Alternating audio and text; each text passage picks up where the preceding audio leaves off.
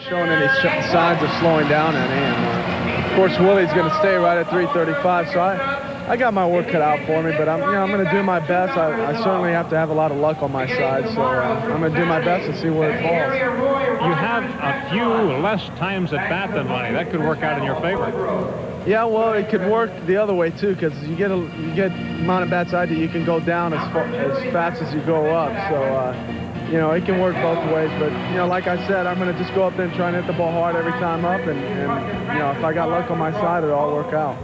Dave, it's been an interesting year for you because you've gone from a part-time player to a full-time player, and in the words of your manager, Bud Harrelson, you've gone from a 300 hitter to a productive 300 hitter, and I'm sure that makes you happy. Yeah, I always felt all I needed was a chance. You know, it's very, very hard to be productive when you're coming off the bench, and I was always the type of player that needed to play every day to show people what I was capable of doing. I'm not the type of guy that's real flashy. I can't really turn heads with one swing of the bat. I need 500 swings of the bat to really show people I can hit the ball. So, you know, I just needed a chance, and thank God it came. But we do see you turning on the ball a little bit more this year. You've had two triples in this series, both of which were pulled into right center. We didn't see you do that too much before.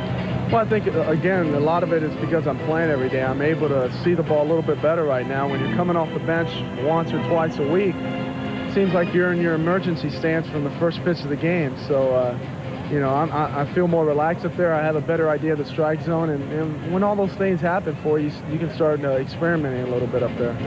Right now, the Mets are getting by with basically a patchwork infield with Howard Johnson at shortstop with the injury to Kevin Elster. You've acquired Tommy Herr. Your situation remains one of mostly first and a little bit of third. How do you feel about that? Well, I don't mind it at all. I've always enjoyed going back and forth because, you know, the more positions you play, the better chance you have of getting in there every day. So I feel like I can still play third base a little bit, but I really feel comfortable at first right now. And you know, as far as Hojo and Tommy, I think, you know, with the addition of Tommy, our infield up the middle has been strengthened, and it's a 12-year veteran, so he's got the experience. And, you know, Hojo's been doing a really good job at short, so, you know, we look to maybe make a run for it here in the last 3 weeks. We'll be watching, and in fact, we'll see you head-to-head again next weekend. Congratulations, Dave. Thanks for joining us. Thanks for having me. Maggot and our special guest. Now let's go back to Bill Perry, and he'll tell us about the highlights of last night's game. Bill?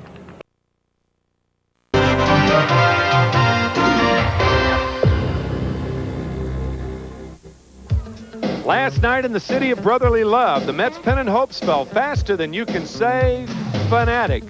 Especially when pinch hitter Charlie Hayes smoked reliever Jeff Musselman's pitch into center field to score Mickey Morandini, leaving starter David Cohn a 12K loser, while Jose De Jesus held the Mets at bay in a 4-1 Philly win. You can catch Game 2 of this series in Pennant Fever coming up next on Universal 9.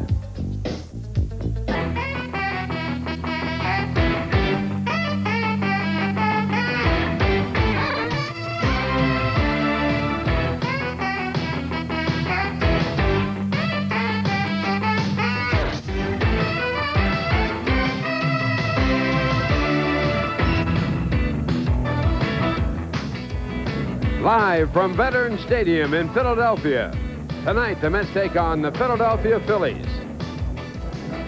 Mets Baseball 90 is brought to you by Budweiser. Beechwood H for that clean, crisp taste. This Bud's for you. By Nissan, building cars for who want more than just a means of getting from here to there. Nissan, built for the human race. By Manufacturers Hanover, where your money has power. By New York Telephone, who reminds you that we're all connected. By Mita, all we make are great copiers. By Nobody Beats the Wiz Home Entertainment Centers. For anything in home electronics, music, and movies, nobody beats the Wiz.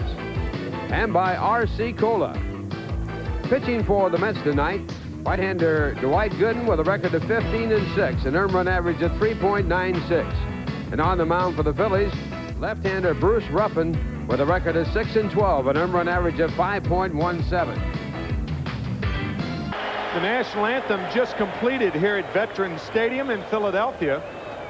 And Bruce Ruffin has taken the mound. They had a celebrity softball game earlier. Neither the Mets nor the Phillies took hitting or infield practice. Bruce Ruffin on the mound, 6-12 on the year, a 5.17 earned run average, his 19th career start against the Mets, a team against whom he is 4-4 lifetime. And the Mets juggling their lineup, trying to get some offense. Gregg Jerreries will lead off. He'll be at third, batting second and playing center field, Keith Miller.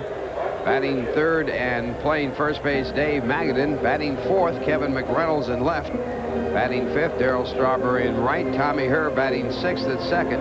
Howard Johnson, the shortstop, batting seventh. Charlie O'Brien, the catcher, batting eighth. And Doc Gooden batting ninth. Defensively for the Phillies, it'll be Bon Hayes in left field. League's leading hitter in center, Lenny Dykstra, batting .343. Dale Murphy. I think it's going to be a good acquisition for the Phillies.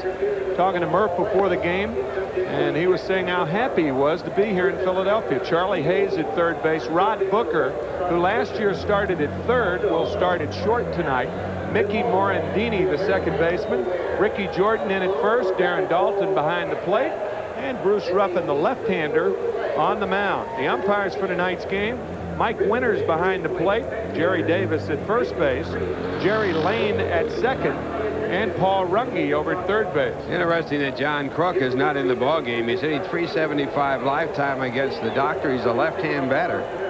And he's hitting .308 against the Mets, and they have put Ricky Jordan, a right-hand batter, in against Gooden. That is a little strange, isn't it?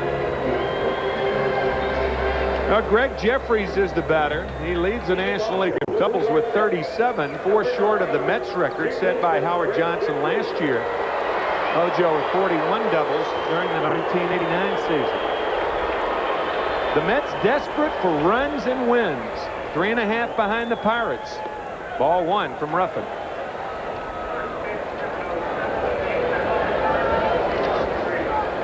Philadelphia leads the league by a big margin in walks allowed by their pitchers, 540 coming into this game, and they've also made the most wild pitches with 60. They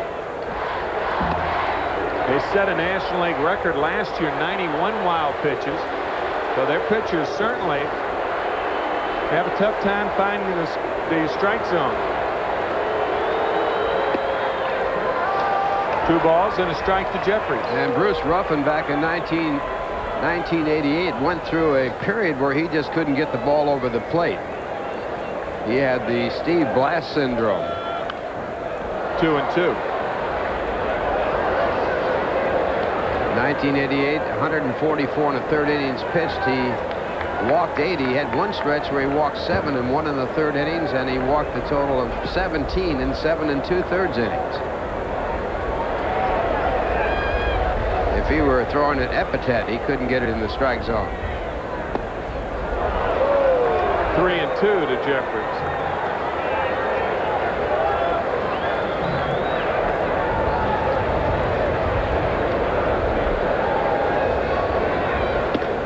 Got him. He blew that one right by Gregg Jerreries. 1 out here in the first, and Keith Miller coming up.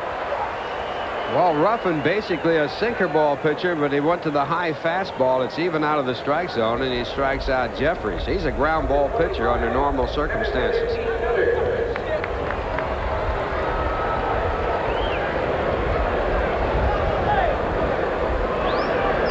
Buddy Harrelson looks on. The Mets are 57 and 38 under Buddy. A cool evening, as you can see. Buddy is chewing the short sleeve shirt, going with the long sleeve, as is Keith Miller. It's a strike to Miller, batting .279, but he leads the Mets in hitting against left-handed pitching. That's why he's in the 2 slot. Strike 2. When Zane Smith pitched the 1-hitter against the Mets, the only base runner in that ball game was Keith Miller, and he had the only hit and also had a walk.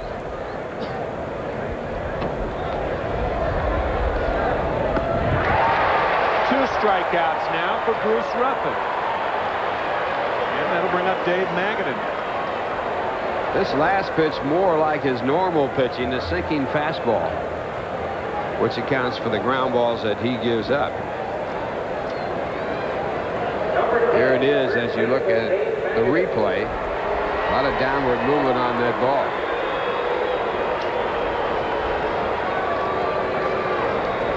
Dave Magadan, third in the National League in hitting. Behind Willie McGee, of course. McGee now with the Athletics and very happy to go to a contender. He's locked in at 335, and that's the figure you have to beat to lead the league in hitting. Well, you have to beat Dykstra at 343. Well, that's, I mean, I'm throwing Dykstra in there. I mean, that's what he has to know he's got to beat. Yeah. At least 335. Ball and no strikes to Dave Magadan. No score here in the first inning. The Mets have lost 5 in a row after winning 7 in a row.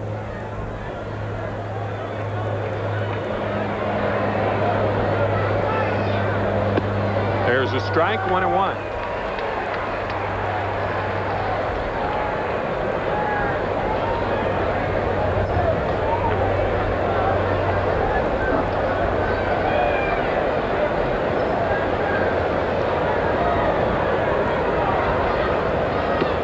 Ball 2. 2 balls and a strike to Dave Magadan. Magadan second in the National League in on-base percentage at .419. He trails Dykstra in that department. He's had 60 walks, and he had the most walks in the month of August of any player in Major League Baseball.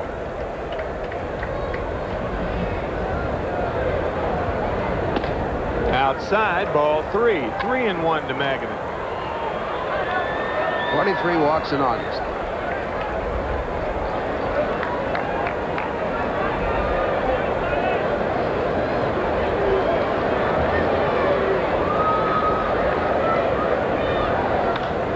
Fouled away. 3-2 today. Spring has arrived early here in Philadelphia. It's supposed to be a low of 60 tonight. It is gorgeous here.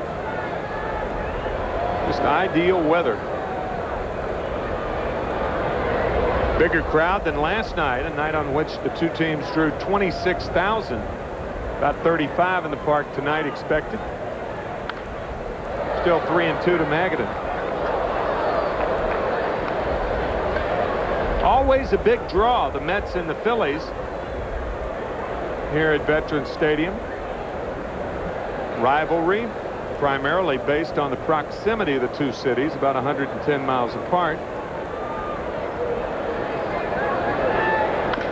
Grounder toward first. Ricky Jordan, an easy play and an easy inning for Bruce Ruffin as the Phillies go to the bottom of the first, a scoreless ball game, and we'll be back after this from R.C. Cola. Dwight Gooden will try to get the Mets well. He won the last game as a starter, that Labor Day game. He won 9-3, beating the Cardinals at Busch Stadium. And since that time, the Mets have fallen on hard times. Gooden, second to Frank Viola in wins. He has 15. Viola was 17. So Doc Gooden on the mound. And he'll be working to this lineup for the Phillies. Lenny Dykstra, who leads the league in hitting at .343, will lead off in center. Rod Booker moving from third base to shortstop, batting second. Batting third in left field, Vaughn Hayes. The fourth batter, the right fielder, Dale Murphy. Batting fifth and catching, Darren Dalton. Batting sixth at third base, Charlie Hayes. The seventh batter, the first baseman, Ricky Jordan. Batting eighth and playing second base, Mickey Morandini. And Bruce Ruffin, the pitcher, batting ninth. Defensively for the Mets, Kevin McReynolds in left field. Keith Miller in center, Darryl Strawberry in right. Gregg Jerreries, Howard Johnson, Tommy Hurd, Dave Magadan, Charlie O'Brien behind the plate. And Gooden on the mound facing Lenny Dykstra.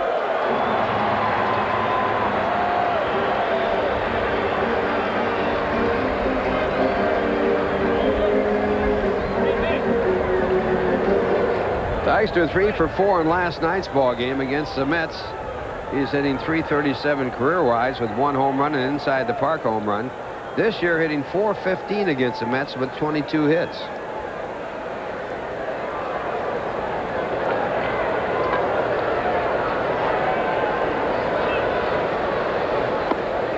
Ball 1. One more interesting stat on Dykstra against the doctor. He's hitting .545. 6 for 11.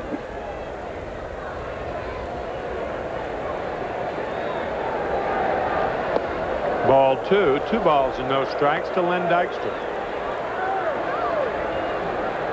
Gooden 1-1 against the Phillies. 11-7 for his career against Philadelphia.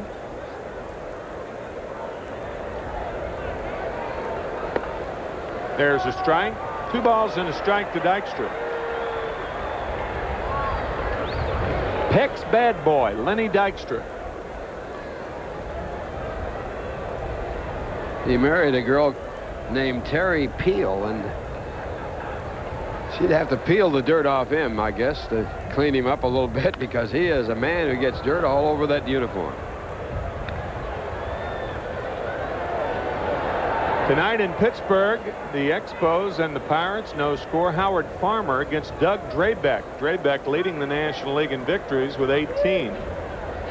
Pitcher of the month of July and pitcher of the month of August. He has taken over the front-runner's position for the Cy Young Award.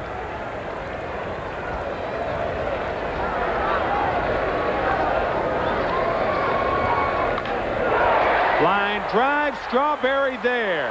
1 out.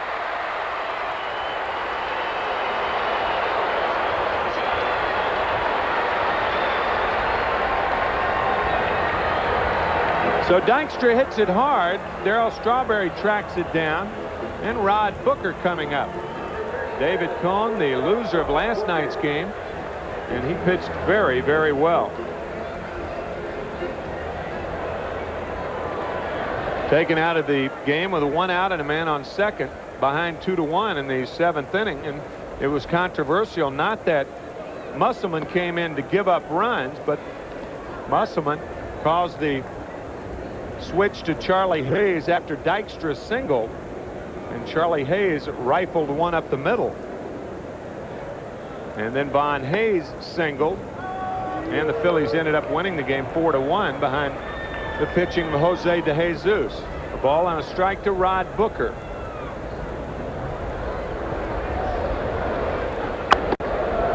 Ball 2.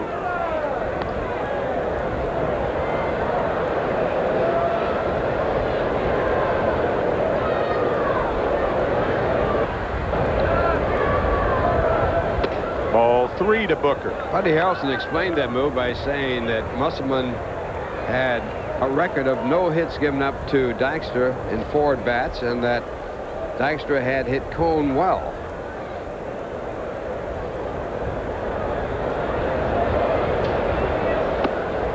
Ball 4. So Booker on there. You can be manipulated by statistics. 0 for 4 to my mind is not a big enough sample. The next time Dykstra comes up, he's 1 for 5 against Musselman. So that's a 200 average, but he has a 1-game hitting streak against him. I mean, you can do anything you want to with statistics. That, to me, is not a big enough sample to justify taking one of the best right-handed starters in the National League out of the game and bringing in a guy you sent down for 2 months. Statistics are like a girl wearing a bikini. It shows an awful lot, but it doesn't show everything. Certainly didn't last night. Speaking of bikinis, the Mets run scoring recently has been very skimpy.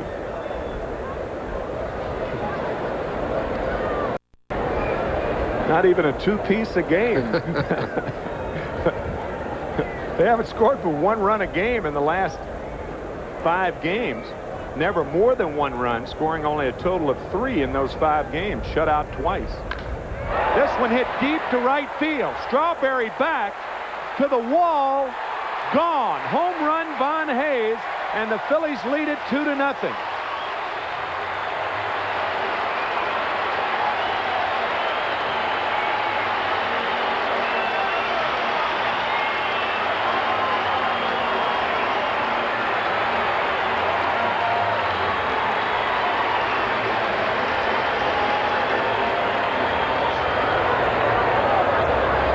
Number 17 on the year, a low fastball to Von Hayes. Not for long. 9th home run given up by the doctor first one that Hayes has hit off of Gooden in his Major League career, his 15th home run against the Mets, and his 3rd this year against the Mets. First home run Gooden has given up in his last 4 starts, and Dale Murphy takes a fastball inside.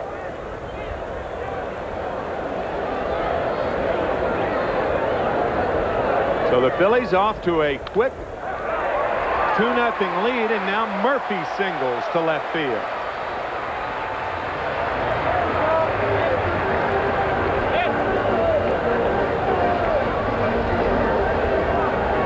Hayes putting a good move on this one. And it came after the walk, and the Phillies to a quick lead, 2-0.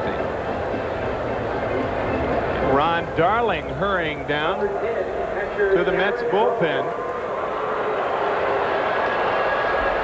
And Darren Daulton, the batter. 11 home runs on the year. He leads National League catchers with 26 doubles. He's having a good year.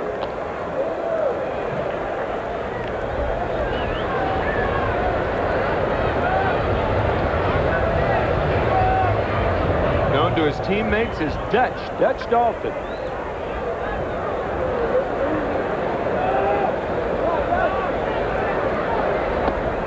Strike on the corner.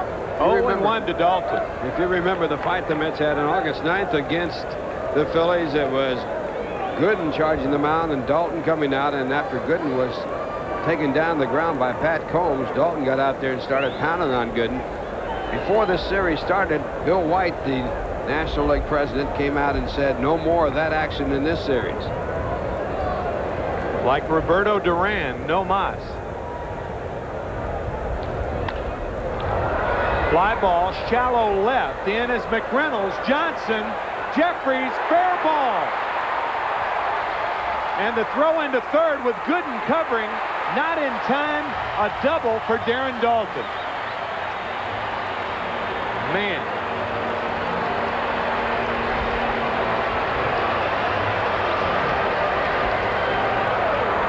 Well, a man who is leading all catchers in the National League in doubles gets another. His 27th, and this really tough ball to catch. Nobody could get to it. It hits in fair territory. McReynolds takes it before it goes into the stands for a grounds rule double and has a play at third. But Murphy makes it to third base just ahead of the throw as Gooden makes the tag. And the tag late. So the Phillies now with a 2-run lead, a 2-run homer by Von Hayes, following the walk to Rod Booker, and their runners at second and third. Still only 1 out, and Charlie Hayes the batter. Curve high, ball 1.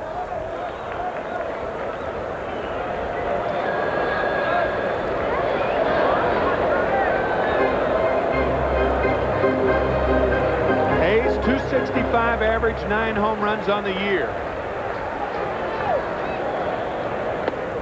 On the corner, strike 1. 1-1 to Charlie Hayes.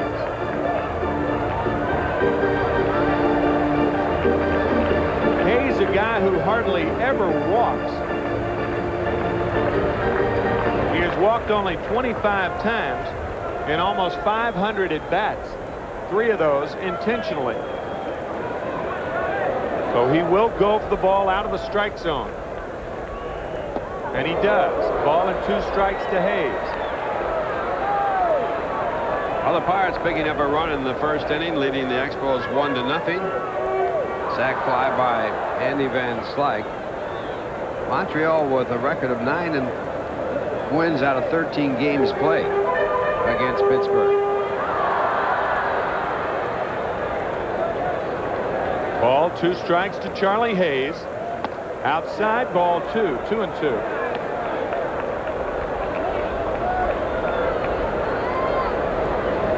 Pitcher really has to take it upon himself as far as the hitters are concerned.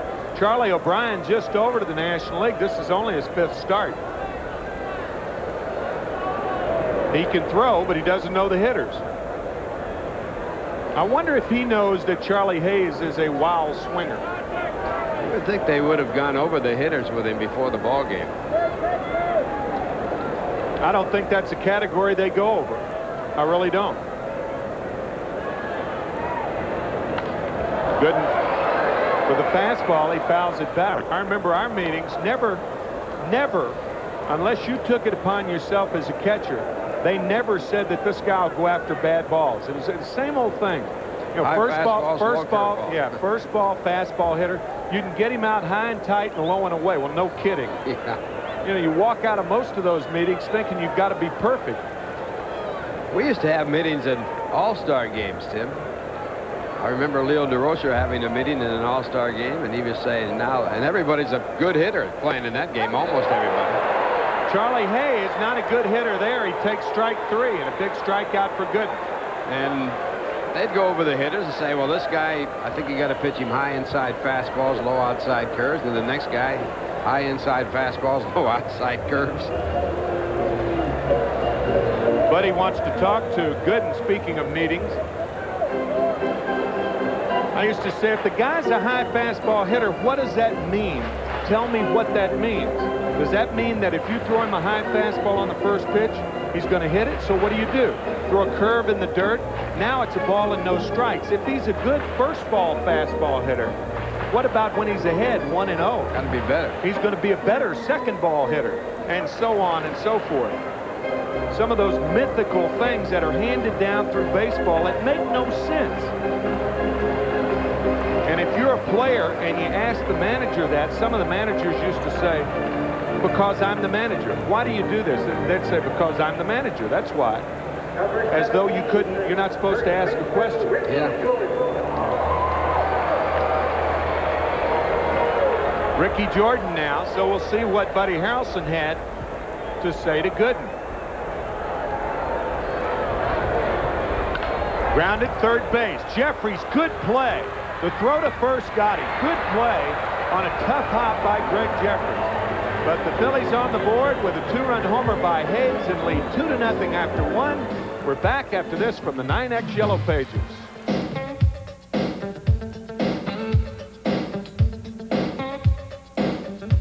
These days, Johnny Bench's bench is at the 19th hole. While my buddy finishes, I'll show you why you get a championship finish with Krylon spray paint. I'll spray this bench with Krylon, this one with the other leading brand. Krylon goes on smooth. No runs, no drips, no errors. And it dries to the touch in 12 minutes. 1 hour later, the other brand's still wet. Yeah, time to go. What'd you shoot? 200. Hey, same as in the majors. Yeah, what are all those flags for? Krylon dries faster for a smooth, professional finish. The Phillies sees his Phillies up 2-0 over the Mets. Here in the second inning, a 2-run homer by Von Hayes following a Rod Booker walk. Doc Gooden and the Mets looking for runs. And as you saw in our pregame, Gooden has been getting runs this year. 28 starts, 161 runs, almost 6 a game. Ball 1 to McReynolds.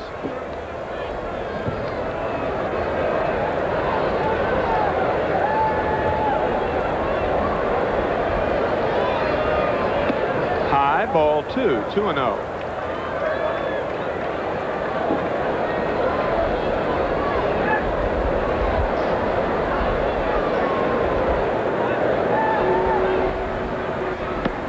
Ball 3. 3 balls, no strikes to Kevin McReynolds. Bruce Ruffin on the mound with Darryl Strawberry on deck.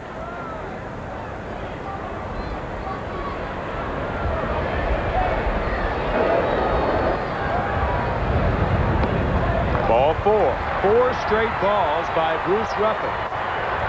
You got to really make Ruffin pitch in this ball game because he has that wildness. And you got to give him a chance to do what he just did right there to McReynolds. Walk some batters. Coming into the game, he had walked 55 while striking out 71.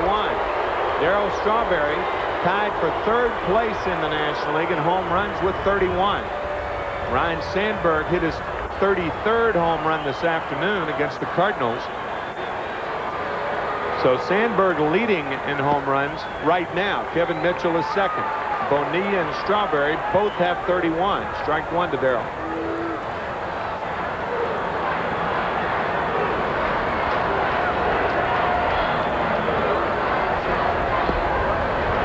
Good play by Dalton. He looked fooled on that pitch, didn't he? Certainly did. He kind of Yeah, Slung his glove at it, yeah. Scoop that glove at it like a first baseman would.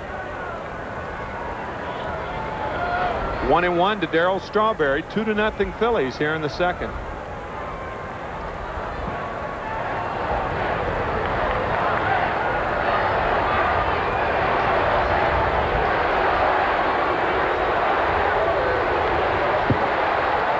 Had a good cut at that one. A slider that stayed inside. 1-2 to Darryl. Nobody out here in the second. Darryl 1 for 16. And his last at bats, that one hit was a home run.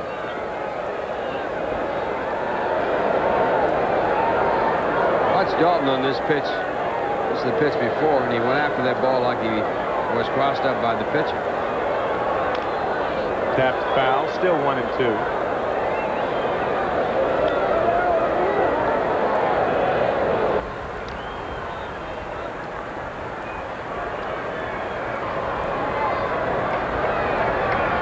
Mets, including this game, have 25 games to play. And they return home to New York for a critical 10-game homestand starting Monday night against the Cardinals. They have the best record in baseball at home, 46-22. They've won 7 straight at home and 32 of their last 42. Strawberry waves it, strike 3. Third strikeout for Bruce Ruffin.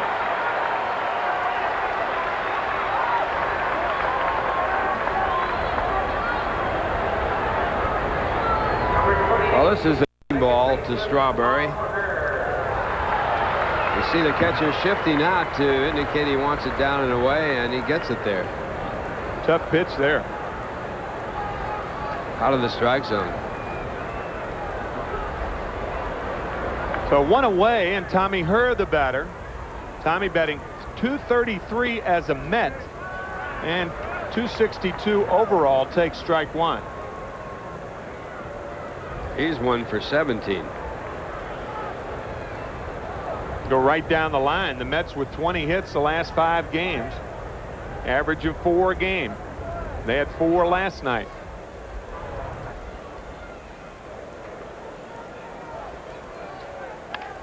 Lined foul down the right field line. Herr trying to go the other way. That inside out swing. Had the right idea, but just foul.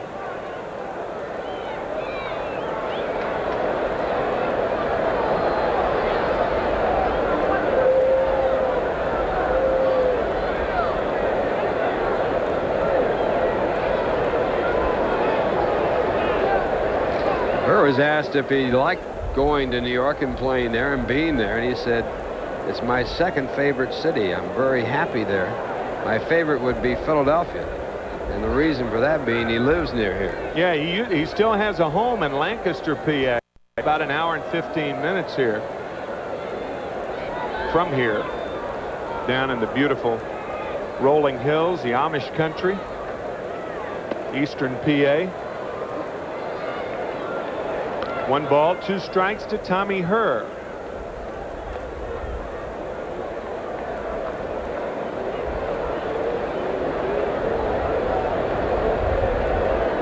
Right near York, Pennsylvania. You had to play in York. No, I never played there, but at one time Harrisburg was a farm club of the Pittsburgh Pirates.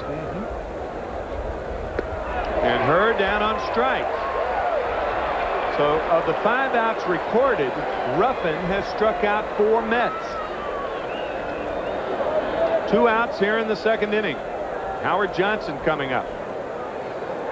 Again, Ruffin goes out of the strike zone to pick up the strikeout. You can do that when you're ahead. 1-2 to Strawberry, 1-2 to Herr. Similar pitches.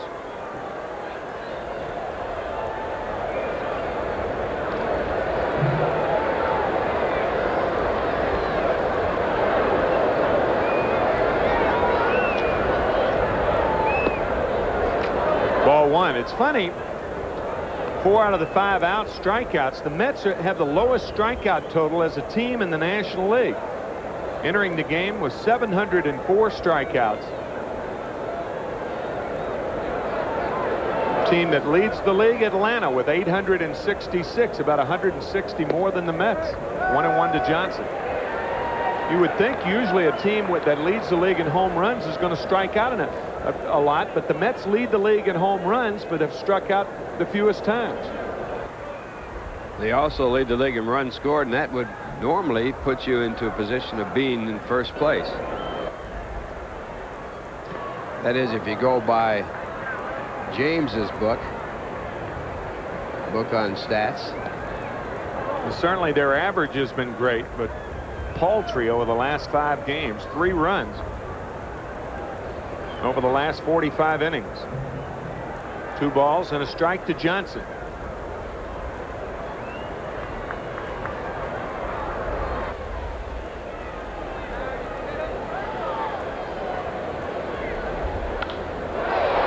This one playable to right field, and Dale Murphy is there. And the Mets, after a leadoff walk to McReynolds, go quietly. It's Philadelphia 2, New York nothing after 1.5. And we're back after this from Nissan.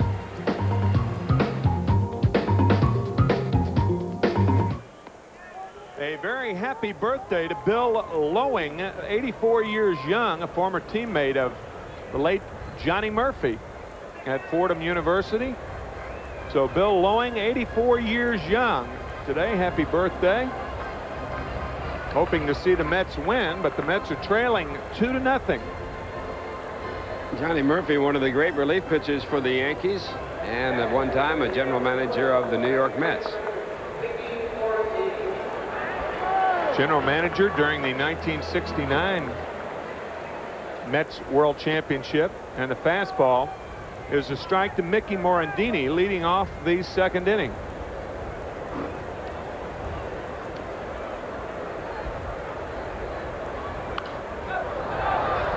No balls, 2 strikes to Mickey. Mickey, the minor league player of the year in the Phillies organization. Make that clear.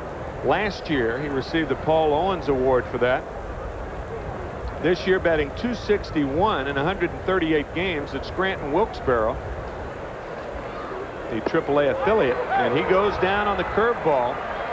There was a nasty yacker right there from Gooden. 1 out here in the 2nd inning. First good curveball by Gooden in this game. A lot of break on it. Not quite as tightly wrapped as his good curve, real good curve, the Lord Charles. Ruffin takes a fastball low. I think that's a good point, because the break of the curve usually depends on the grip of the ball, how tight it is. Usually the tighter the grip, the tighter the spin.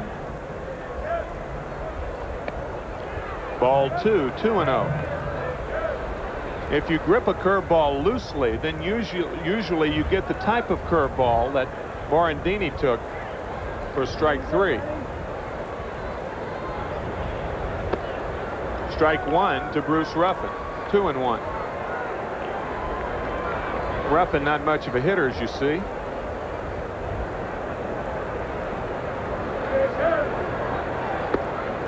Two and two.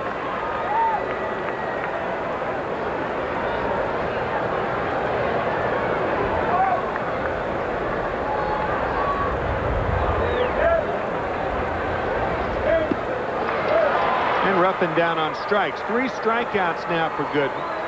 And that'll bring up the leadoff batter, Lenny Dykstra, who lined hard to Strawberry to open up the 1st. And then Doc walked Rod Booker on 5 pitches. And then Von Hayes connected for his 17th home run. And that's where we are, 2-0 Phillies.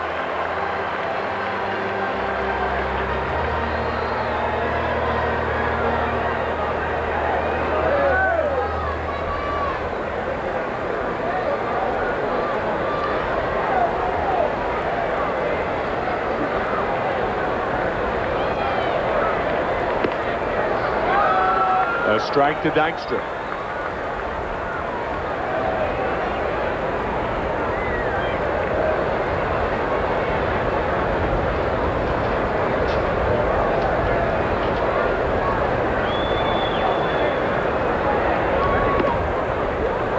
High, ball 1. 1-1 to Lenny.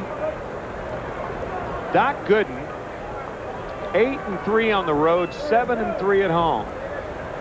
His earned run average not nearly as good this year as in years past, just under 4. Fly ball center field and playable. So Gooden has packaged together 5 straight outs. It's still 2-0 Philadelphia after 2. We'll be back after this from Federal Express.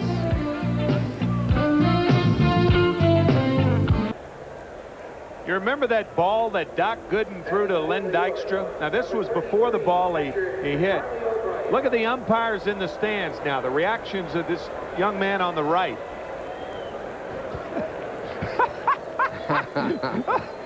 He says ball. How can you take that pitch? Ball 1. What a great reaction. That's great. An umpire in waiting, huh? Charlie O'Brien takes ball 1. Charlie 1 for 14 in his previous 4 starts. Ball 2 from Ruffin.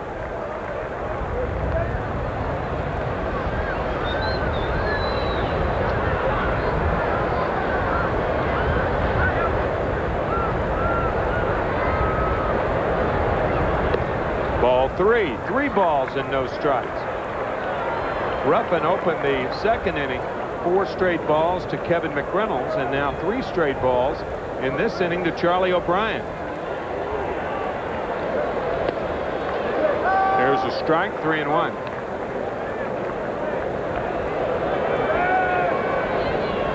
He played in 46 games, but started 42. Catching behind B.J. Surhoff.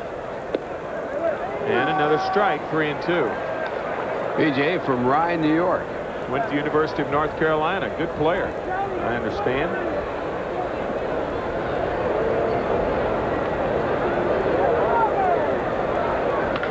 Sharply to left center. Von Hayes in, makes the catch. That's probably the hardest ball that Charlie has hit for the Mets, but it's right at Von Hayes. Well, they had him defense perfectly over in left center field. A 1 out here in the third, 2-0 Philadelphia, and Doc Gooden the batter. Doc with 11 hits on the year, 11 for 61. And he hits this one well. Right field, Murphy back near the track, 2 outs.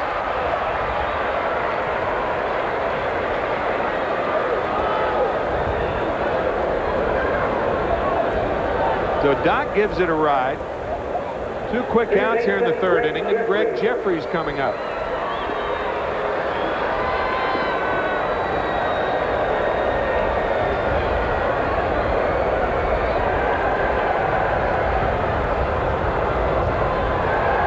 Gregg, a strikeout victim in the first inning. Ball 1. At this point in the season, the time at bat is about 1 point off your batting average if you don't get a base hit.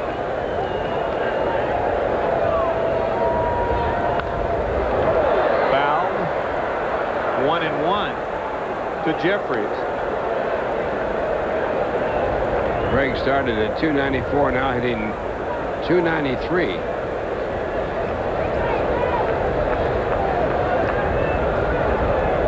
He has had a tough 5 weeks as far as home runs are concerned. And he gets under this one. Left side, shortstop Rod Booker under it. The Mets are hitless through 3 and trail 2-0 after 2.5. We're back after this from your Chevrolet dealers.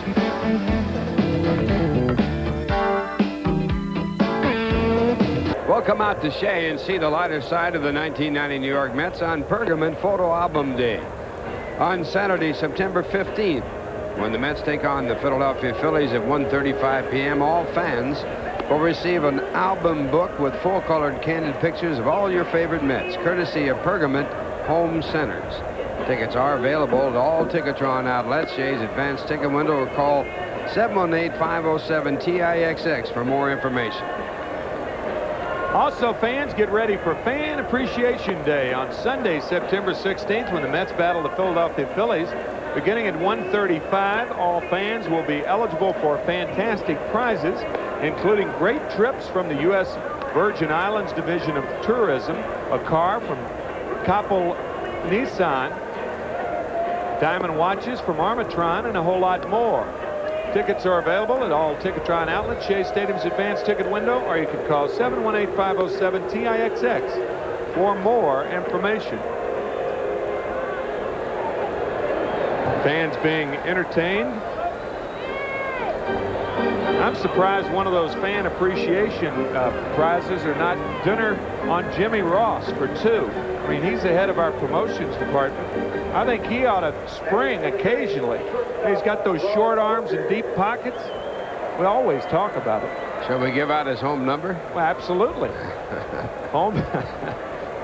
We threatened to do that last year. I mean, he could spring for a dinner occasionally. Show the Mets fans appreciation for supporting his promotional programs this year. Spring for a party of 4, including us. Yeah, I would say including us for sure.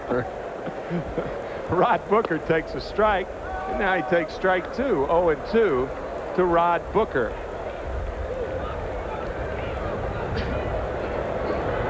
Jimmy has those pants specially made with those pockets down to the knees, you know. Inside, 1-2 to Booker. Deep pockets and short arms. That's a great combination. Throws nickels around like manhole covers. Curve is low, 2-2 to Booker. 2-0 Philadelphia here in the 3rd.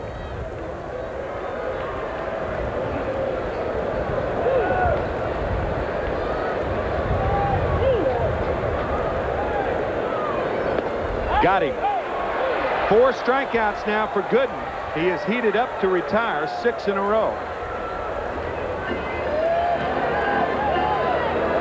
How about the roster moves that the Mets have gone through the last day or so?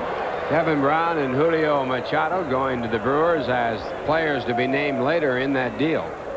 Kevin Brown, you'll remember, the left-hander who had 2 outings for the Mets.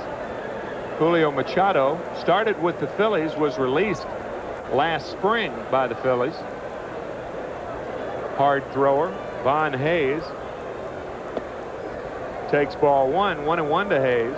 He homered a 2-run shot in the 1st inning, his 17th of the year, to put the Phillies on the board.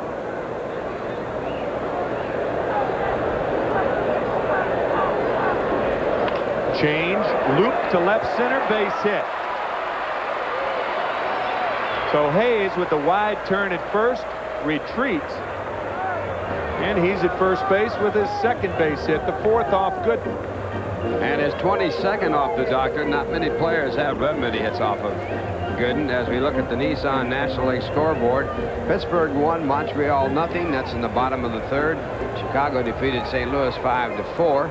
Later on, Atlanta and San Diego. And then San Francisco beating Houston 2-1. Cincinnati later against the Dodgers. Dodgers 5.5 games back of the Cincinnati Reds. San Francisco now 8 games back. Murphy takes the breaking ball low, ball 1. Be interesting if the Dodgers sweep. That'll be 3.5, and then going into Cincinnati next weekend for 3 games. What a comeback that would be for the Dodgers. Toronto and Boston won their games today. Dave Steve with another victory.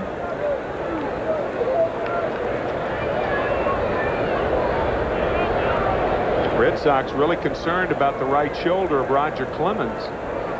The report I read today is that he'll miss either 1 or 2 of his next starts, and the Red Sox hoping that's the way it will be, no more. That's the extent of it, yeah. 1-1 to Murphy. How about Oakland and the Yankees? Oakland has won 10 straight against the Yankees this year. No team in the history of baseball has ever won a season series sweeping it from the Yankees in their history. They've out-hit the Yankees 50-7. I should say outscored the Yankees 50-7. 4 shutouts in 10 games. A .67 earned run average against the Yankees this year.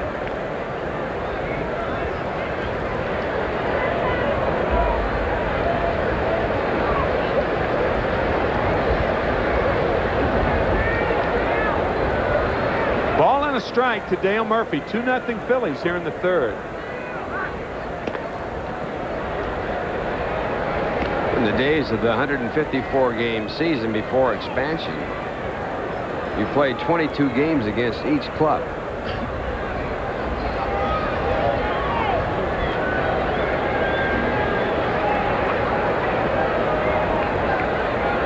Curve is low, so 2 balls and a strike to Murphy. It's now 3-0 Pittsburgh in the bottom of the third. Van Slyke with a 2-run home run and a sac fly driving in all 3 runs. Yankees in 1927, and that might have been the greatest team ever assembled in Major League history, defeated the Browns 21-22 games. There goes Hayes. Fastball fouled off the first base side. Magadan giving chase over near the tarp, and it's several rows back. So Hayes goes back to first base, and it's 2-2 to Dale Murphy.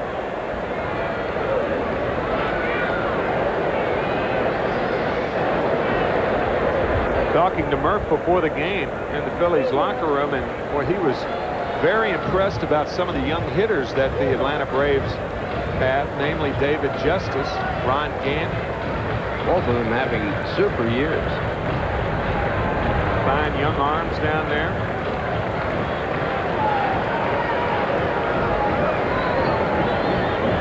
There goes Hayes again. Fastball, swing and a miss. The throw. Got it. Throw right on the money by Charlie O'Brien as Murphy strikes out. A double play for the Mets. Still 2-0 Phillies after 3. We're back after this from Manufacturers Hanover.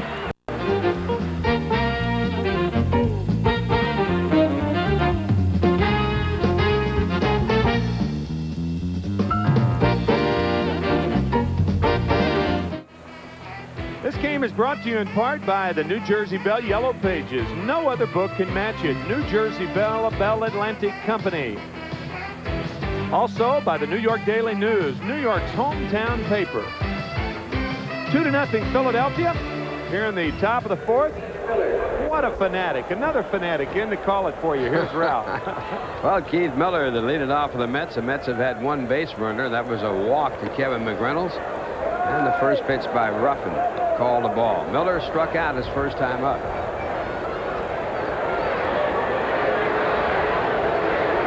Miller hitting .279 with 1 home run, 11 runs batted in. And the fastball outside. You're watching Mets Baseball 90 on Universal 9, Secaucus, New Jersey.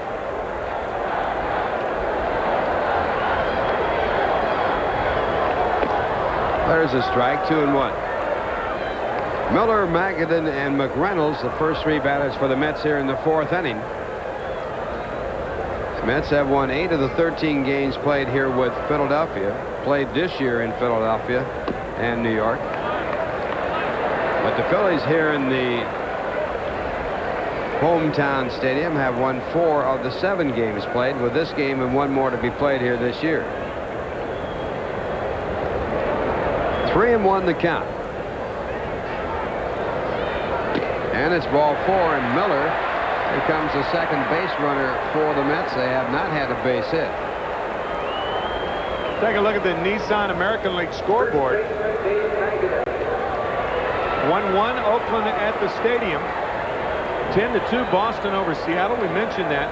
3-0 Toronto over the White Sox. No score California at Baltimore. A final Minnesota over Cleveland. 6-1 Detroit at Milwaukee. Kansas City at Texas later on. And now Dave Magadan, the batter for the Mets. Dave Steve with another shutout today following that no-hitter. So one more time. No back-to-back no-hitters. Tim, that record will never be broken. Yeah, there's so much press coverage of it now. You got it'd be very difficult. Might be tied someday, but nobody's going to pitch 3 hitters in a row. 3 no-hitters in a row. Yeah. Even to do it twice is remarkable. Johnny Vandermeer, the only one to do it, and went 39 for Cincinnati. The first year they had lights at Ebbets Field, I think that was 1939, I believe. The first night game ever played at Ebbets Field. He had just pitched the no-hitter against Boston in Boston, and then at Ebbets Field he pitched the no-hitter. The guy, it's easily explained, and the guys weren't used to the light. That's right. So we got to throw it out, huh? Yeah, right. Doesn't count. Doesn't count. Put an asterisk by it, like they did Roger Maris, Ford Frick. I don't think a lot of people will ever forgive Ford Frick for doing that to Roger Maris. Roger hitting 61 home runs in the expanded 162-game season. Babe Ruth hit 60 home runs in a 154-game season. And the pitch is high, so now Ruffin showing some signs of wildness as he has walked Miller on a 3-1 pitch and falls behind Magadan. 3 balls and no strikes. You got to let this guy walk some people. Absolutely. You said it earlier. You were right then and you're right now.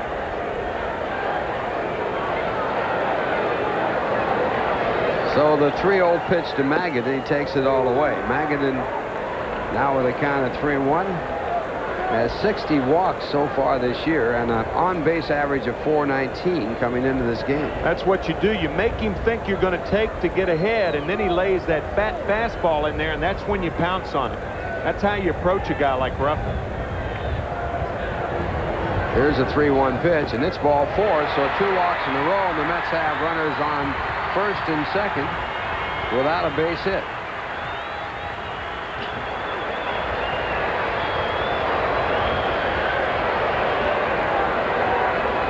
That'll bring up Kevin McReynolds, who has also walked. McReynolds walking on 4 pitches to lead off the second.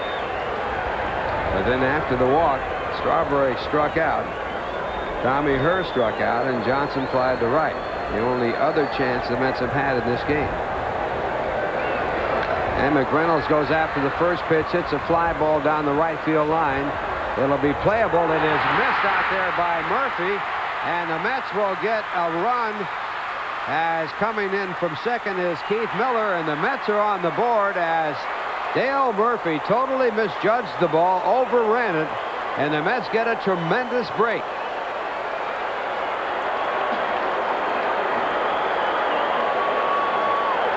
I don't think I've ever seen Dale Murphy misjudge and misplay a ball in right field. That's how good a right fielder he is. But boy, he just flat misplays this. He runs to the spot where he thinks it's going to be, and that swirling wind. And there is a swirling wind in this stadium. A lot of wind. Yeah, when the wind's blowing in from right field, usually it's blowing out in the stadium to right field. A lot of people think that's goofy thinking, but it's, you know, it's that swirling effect. If you look up on top of the stadium and see it blowing in from right field, usually it's shooting out in the stadium part, and that's blowing toward the Mets dugout at third base. So the Mets with a run in, the tying run is at third base, the go-ahead run at second, and Darryl Strawberry the batter, and he pops it up. Charlie Hayes, the third baseman, making the play, so Strawberry, after striking out, pops it up with runners at second and third, and no one out. And that'll bring up Tommy Herr.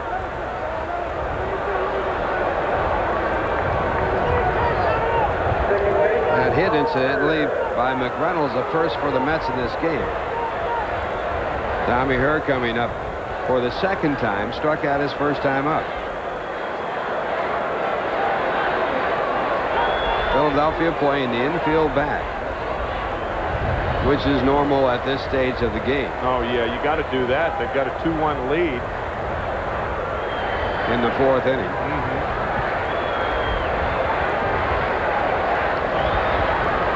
Herr with 51 RBIs on the year, and he hits it up the middle and on through for a base hit. That'll score 2 runs, and the Mets take the lead by a score of 3-2 after the break on the misjudged fly ball in right field.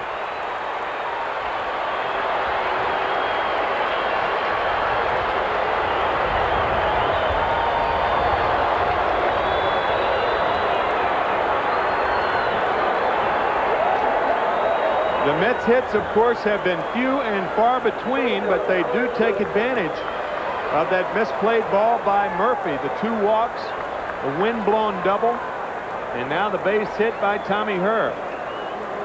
And that'll bring up Howard Johnson, who flied out to Murphy and right his first time up. So the Mets leading by a score of 3-2 and have a runner at first base with one man out.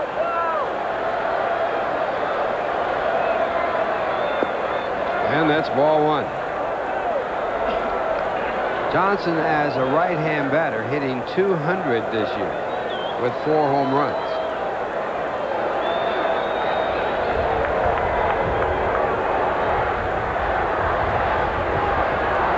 Dennis Cook throwing in the bullpen for Philadelphia. This ball grounded to third. It'll be a double play shot, but they don't get it.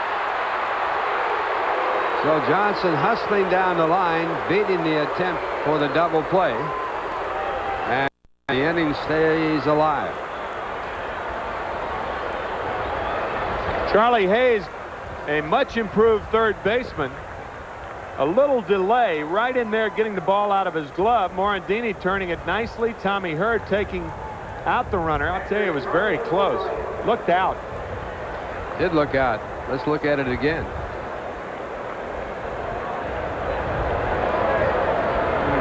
Bang, bang. First base umpire Jerry Davis gives the call to the Mets, and that'll bring up Charlie O'Brien, who lined out the left his first time up. Runner goes. The pitch is hit in the left field for another base hit.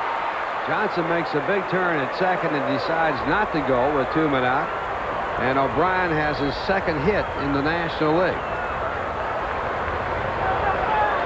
Ojo running on the play.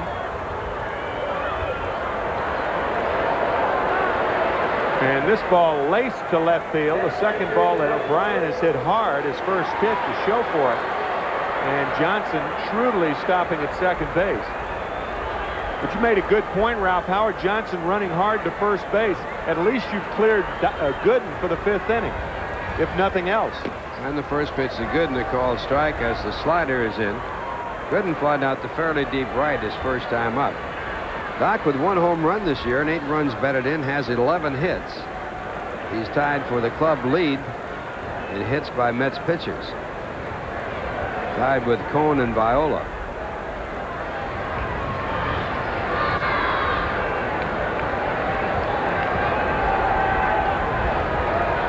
And the 1-strike pitch, a ball. It's 1-1. Dennis Cook throwing in the bullpen for the Phillies.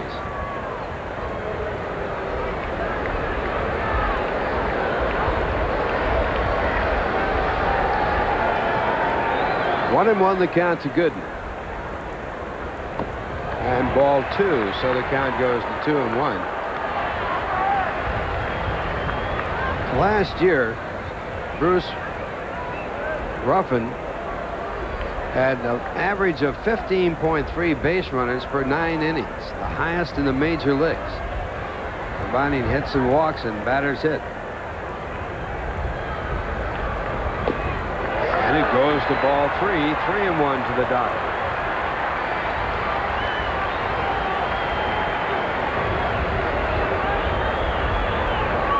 Chuck Hiller, the third base coach for the Mets. See whether or not he's hitting or taking.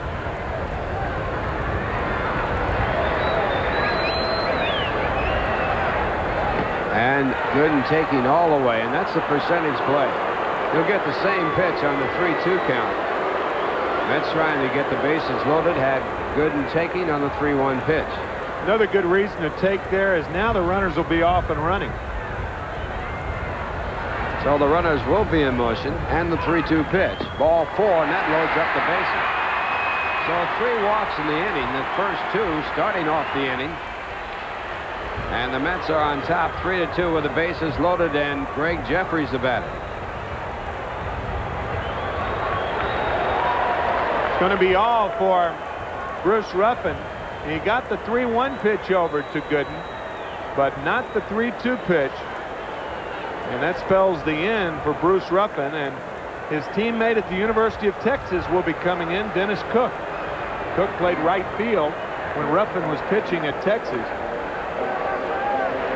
So this call to the bullpen is brought to you by New York Telephone, who reminds you that we're all connected.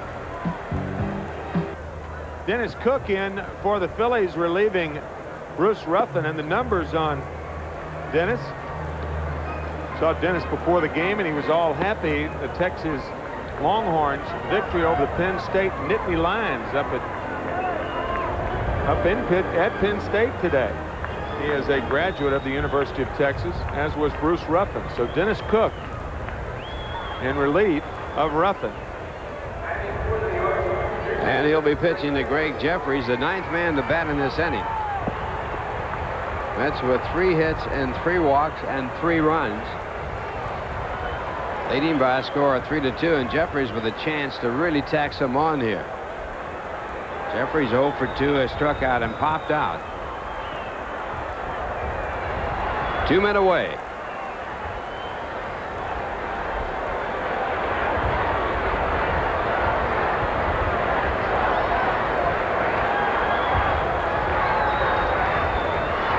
The first pitch is ball 1.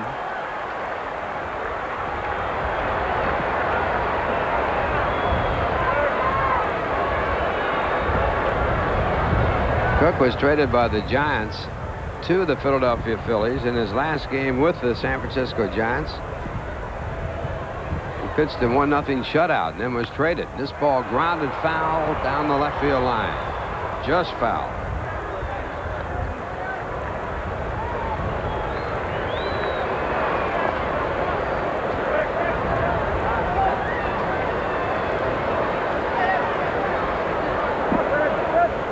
So a count of 1-1 to Gregg Jerreries. Jerreries with 64 runs batted in. He's in the top 10 in 4 categories in the offensive departments and leads the league in 2 base hits with 37.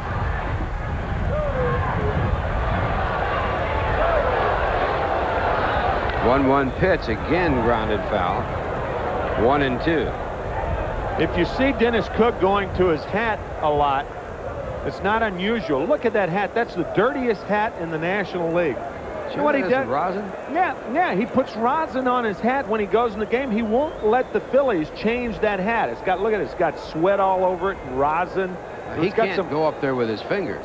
Well, it's rosin. You can get rosin. Don't you have to take it out of the rosin bag? Not really. You can put rosin anywhere you want to. But look at that hat, though. I think it's more funny than anything else. That's the ugliest looking hat in the National League. Won't let him change it. And he tries with a changeup outside, 2-2. You know, when he comes into a game, most guys put rosin in the glove or on their hands or something. He puts it on his hat. Look at that hat. That's a dirty hat right there.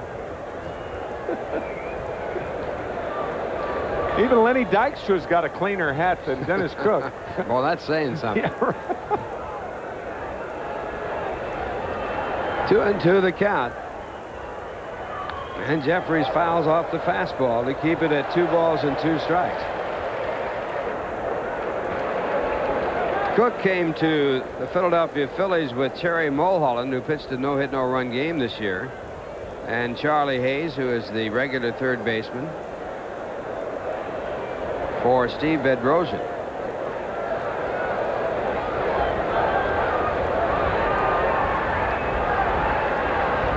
Eight and 3 on this year. Last year with the Phillies, he was 6-6. Gives up a lot of home runs. And again, the ball is swung on and fouled back. As a matter of fact, he has given up 1 home run for 6.7 innings pitched, which is the highest rate in the National League. Yeah, that was last year. This year he's given up 12 home runs in 136 innings. So it's down somewhat, but still a lot of home runs. You're right. Last year, a rookie year for him, but he is an old rookie. Old in age. The 2-2 pitch. And Jerreries almost chases it, but lays off, and it goes to 3-2. 27-year-old rookie last year. It's interesting. Cook has been winding up. Now we'll see what he does. I guess he'll go to the stretch. Yep. Runners will be in motion on the 3-2 pitch. So he's going to work from the stretch as the carousel will be turning, and this pitch is popped up. Playable for Dalton, the catcher. And he makes the play to end the inning. So the Mets take the lead by scoring 3 runs on 3 hits. There were 3 walks and 3 men left on. And at the end of 3.5 innings, it's the Mets 3 and the Phillies 2. Now here's a word from the New Jersey Bell Yellow Pages. There was a little boy in Brooklyn who started every day with a dream: to read his name on the sports page in the Daily News. He threw a rubber ball at a faded rectangle until the shadows got long and the sun went down. And one day when the sun came up, it was his picture on the cover of the Daily News. John Franco still lives in Brooklyn and still reads the Daily News, New York's hometown paper.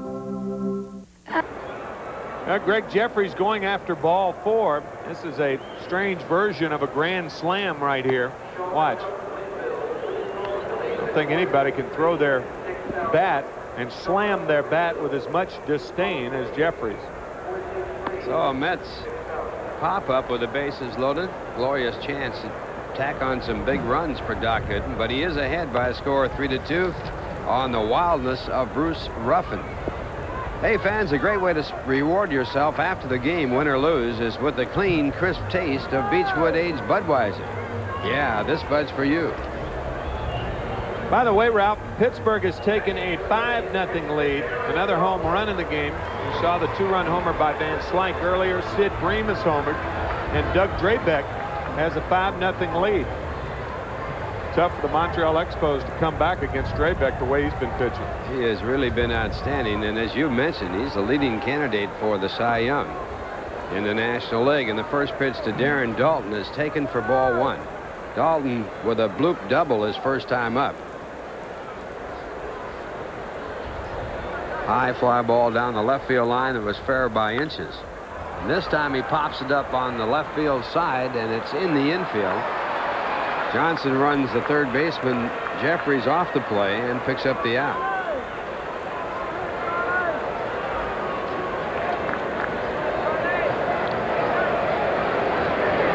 Hojo had a little bit better angle, it appeared, and runs Jerreries off. It looked like Jerreries got mad at Johnson for running him off the play. Boy, talk about showing emotion. Jerreries still hot about popping up. And now the batter will be Charlie Hayes, who has struck out. First strikeout victim for Doc Gooden. He starts Hayes off with a curveball. Hayes is a dead fastball hitter. He was struck out on a fastball, got caught looking at a fastball after it was set up by a curve. 5 strikeouts for the doctor, and he comes back with the fastball and gets a strike.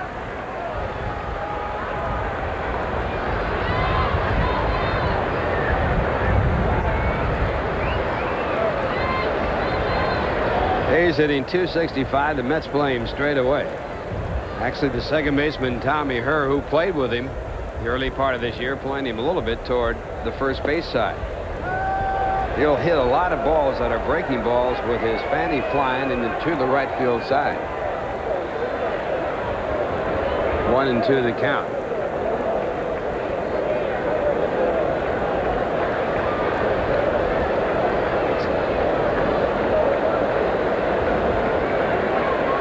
There's the curve, and there's that type of swing that would, if he had made contact, hit the ball out toward the right side. So another strikeout for Gooden. His 6th in the game. Good curveball there. And with 2 men out, it'll bring up Ricky Jordan. Jordan out on a real good play by Gregg Jerreries at third base on a very tough hop, and it came for the last out of the first with runners in scoring position. That play, a big play in this game. And it was a good play by Jerreries. That was one of those plays that's a normal play on grass, but on that rug where you get that overspin on it in between hop. And there's home plate umpire Mike Winters saying something to Charlie Hayes. To Charlie Hayes, yeah. Hayes walking down in the dugout, evidently yelling at Mike Winters, who made the call against him on the fastball. Swinging third strike, but it was probably earlier in the count. Didn't like the call on that fastball. It looked like it was on the outside corner. It did. An unhappy Charlie Hayes. He has struck out twice in this game. Now the fastball top foul as Jordan goes after it. Strike 2.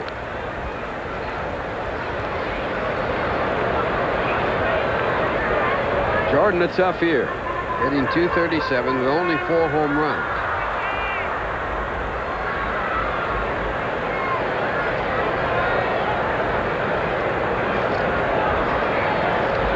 Look out. That ball turned loose right over Jordan's head. Now, if the umpire thinks that that was a delivered beanball, Gooden could be gone. Third base umpire and crew chief Paul Runge took about 4 steps toward home plate. And you can almost see him thinking, was that intentional? Well, the count was right for an intentional knockdown pitch. No balls and 2 strikes. Again, Runge realizing you can't take this out of a pitcher's arsenal. Try to knock guys down and knock them away from the plate. Now he comes back with a fastball right down the middle. Jerreries to first base with the throw, and that retires the side. So Gooden with a 1-2-3 inning, his second in the ball game, and the score at the end of 4, the Mets 3 and the Phillies 2. Now here's a word from Budweiser.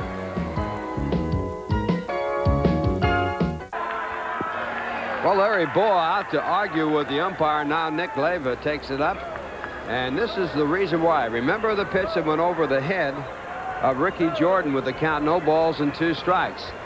And the teams have been warned about no more beanballs after that big fight they had at Shea on August the 9th. And this is Larry Boa in the dugout prior to this conversation. Larry Boa joined by Hal Lanier, too, formerly, and now he's saying, for what? For what? Mike Winters running Boa, saying that's enough. And there it is. Boa continuing. You know, I kind of understand the Phillies. You know, they say, well, if you're gonna knock a guy down in this, and we think it's intentional, then the pitcher and the manager are out of there. I kind of understand what the Phillies are talking about here. What do you have to do? Do you have to hit a guy? I mean, yeah, that certainly looked like it was a deliberate pitch at getting the batter knocked down. And of course, you had the right point. I mean, it was an 0-2 pitch. It's a time you can't allow a hitter to lean over the plate. Here's the pitch again on the 0-2 count. Ricky Jordan, and bang, knocks him back away from the plate. It was 0-2 on the count.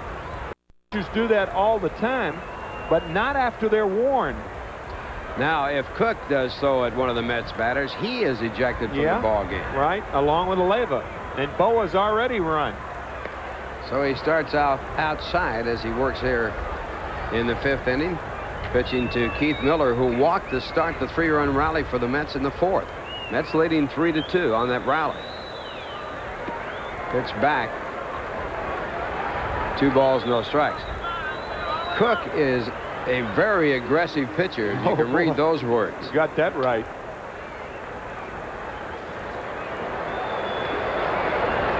Two-0 pitch, and it's it down the line, and it'll be extra bases. Von Hayes picks it up quickly, but Miller eases in with a 2-base hit. So Keith Miller, a leadoff double. Just inside the line and past Charlie Hayes. Von Hayes makes a good play on that ball up against the padding in left field. Had that ball gotten by Hayes, that could have been at least a triple and maybe 4. Could roll around that corner out there forever. That'll bring up Dave Magadan, who also walked in the 4th. 2 walks getting the Mets going as they scored 3 runs in the 4th inning to take the lead. Magadan batting in the 3rd position in the batting order tonight. And he squares to bunt and bunts it foul out of play. Magadan trying to move the runner and an attempt to pick up a base hit on a bunt. Yeah, he was bunting for a base hit then. If Hayes fields the ball, the very worst that could happen is Miller ends up at third. Magadan's still not comfortable at pulling the ball. Someday I believe he'll become a good pull hitter. Maybe. Almost got to change that swing, though. His hands lead through the strike zone right now. The angle of the bat almost dictates, unless it's a breaking ball, that he'll hit the ball the other way or up the middle. That's the way he's programmed, and that's the way he's done it all his life from before Little League. And he takes that pitch at 1-1.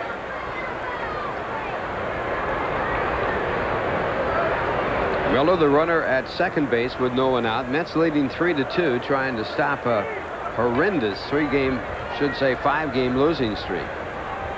5 games in which they scored 3 runs. 1-1 the count. And it's looped into left field. Von Hayes coming up, can't get to it. Miller on his way, and he'll score. A good read by Keith Miller on a ball that looked like he might be able to make a play on and catch it in the air. Now Miller alertly checking the outfielders, and when Dave Magadan is hitting, boy, there's no way that a ball with this much hang time should drop in front of the left field. Look how deep he is. We talk about it all the time. A lot of people think it's just the Mets. It's not the Mets, it's baseball. Outfielders protecting themselves too much. And Von Hayes, there's just no way Von Hayes should be that deep. And as Tim McCarver makes that statement, Larry Christensen, his old buddy, comes into the broadcast booth, a great pitcher for the Phillies. Now the batter for the Mets, Kevin McReynolds. Larry, a big year in 1976, 19-6. He's got it written on his sleeve, I think. Most guys have initials. No, he's too classy. He has his career record written on his sleeve. Not written, embroidered on his sleeve.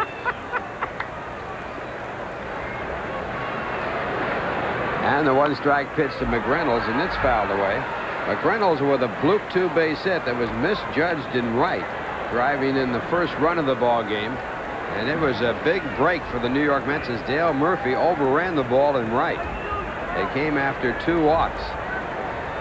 So the Mets getting their share of breaks in this game. Here's Larry right here. You know where he's headed? To the Miss America contest. No doubt about it. All night of partying and the whole bit. Bet check tonight, pal. Be there.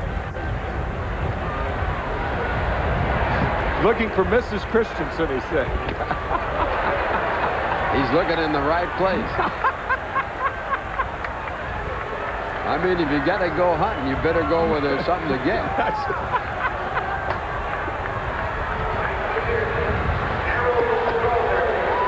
So, McReynolds has struck out 1 away, and that'll bring up Darryl Strawberry.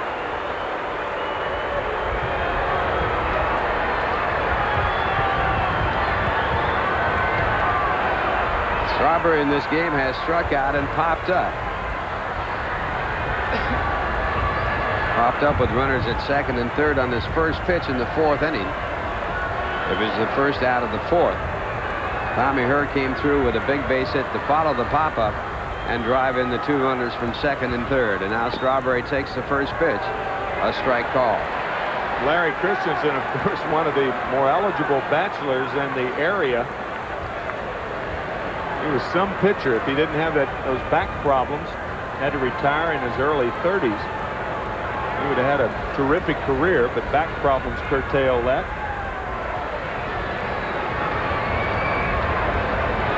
Again, first base, and Strawberry with a wild swing and strike 2.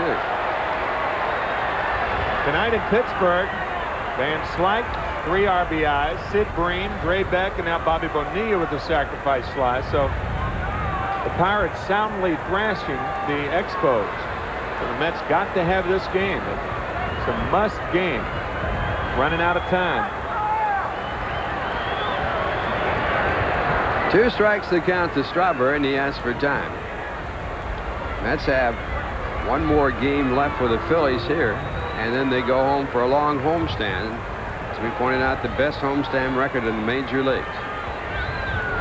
There's a ball. Fastball missing 1 and 2.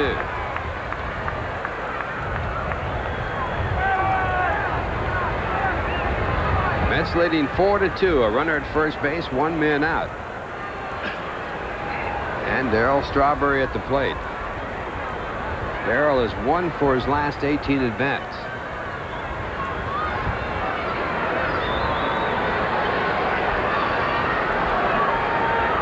And this ball hit high in the air to shallow right field. Dale Murphy, who lost one earlier, says, "You got it." And Mickey Morandini makes the play. Ball wasn't hit far enough for Murphy to get to it. So 2 men away, Strawberry back to the bench, and that'll leave it up to Tommy Hurd. Tommy Green now throwing in the bullpen. And Chuck McElroy, the left-hander. Hurd with a big single in the 4th inning to drive in the go-ahead runs for the Mets. 1 for 2 tonight. He had struck out his first time up.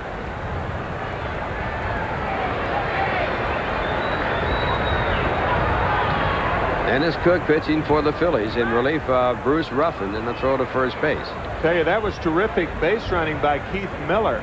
Had he not scored and ended up at third, well, then McReynolds struck out, and now Strawberry hit one to second base, and it would take a base hit by her for the most part to score Miller. Pick up that extra 90 feet. It means an awful lot in this game. Getting 2 bases on a single, one of the big parts of the game. Man, this pitch of ball, and it's 1-0. Do not pass go. Baseball won't get it. First to third on singles, one of the big plays in the game. And good base running on a ball that apparently, or it actually could have been caught, and Miller realized that the outfielder was deep and made the break early and got in easily. Another ball call, so it's 2-0 to Tommy Hurd.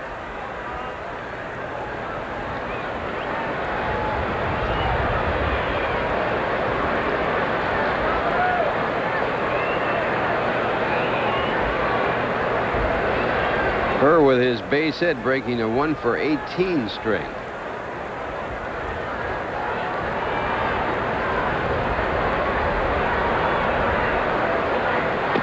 And there's a strike, 2-1.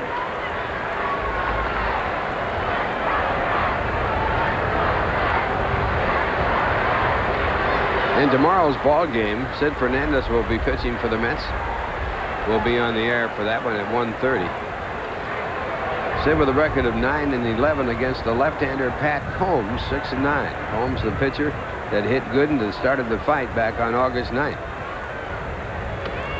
Ball gets away momentarily from Dalton as the pitch is called ball 3, and it's 3-1.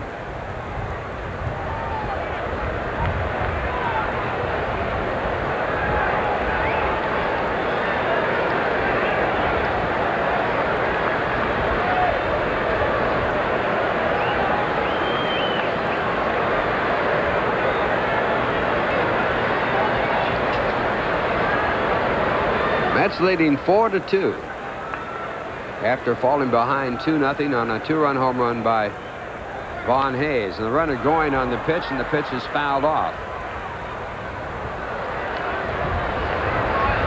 That makes the count 3-2, and Magadan will be running with this pitch again.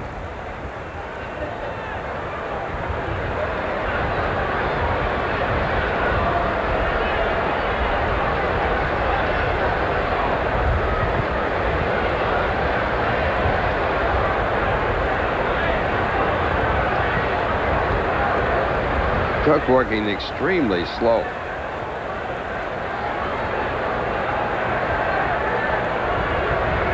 Now finally setting up Jordan at first base off the bag, and the pitch is hit in the air to right field. Dale Murphy right there. And he makes a catch that retires the side. But the Mets get 1 on the double by Miller, the base hit by Magadan, and they leave 1. And the score at the end of 4.5 innings, the Mets 4 and the Philadelphia Phillies 2. And here's a word from Nike. Copyrighted telecast is authorized under television rights granted by the New York Mets solely for the entertainment of our audience. Any publication, reproduction, or other use of the pictures, descriptions, and accounts of this game without the express written consent of the New York Mets and Sterling Doubleday Enterprises, L.P. and Universal 9 is prohibited. Any commercial or other use of the program, such as by charging admission for its showing, is similarly prohibited.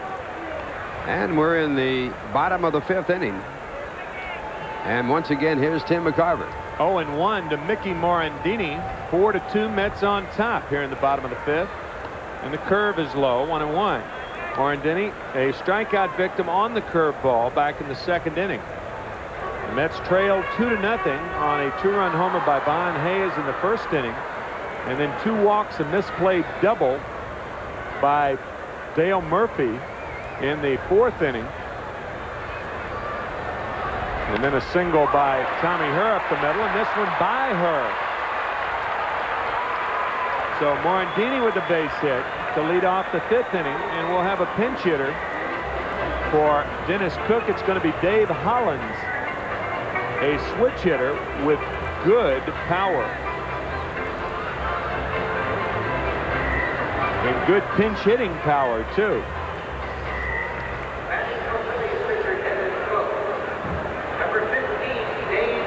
Hollins with 7 hits as a pinch hitter in 32 at-bats, but 3 of the 7 hits have been home runs, and he's driven in 4. So Dave Hollins, the batter. 4 home runs, as Ralph said, 3 as a pinch hitter. Dennis Cook worked 1 1/3 innings and gave up 2 hits and 1 run. This one fouled back. So Hollins in the hole, 0-1.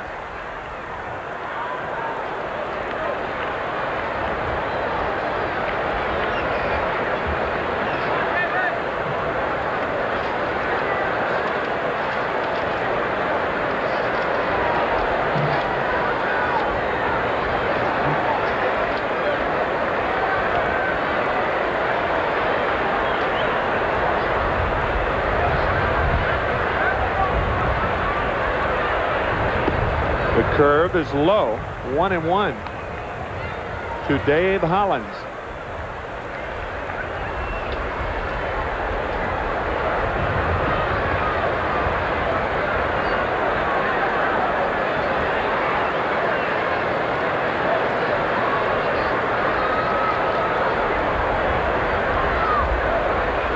Throw to first base, Morandini back. Morandini with his first major league stolen base last night. 4-2 Mets on top here in the bottom of the 5th. The Mets trying to break a 5-game losing streak. Way outside. Gooden really uncorked that ball. On June the 5th, Hollins had a pinch hit home run and became the first Philadelphia pinch hitter to have a home run as a pinch hitter from each side of the plate. He hit his first one off of Pete Smith.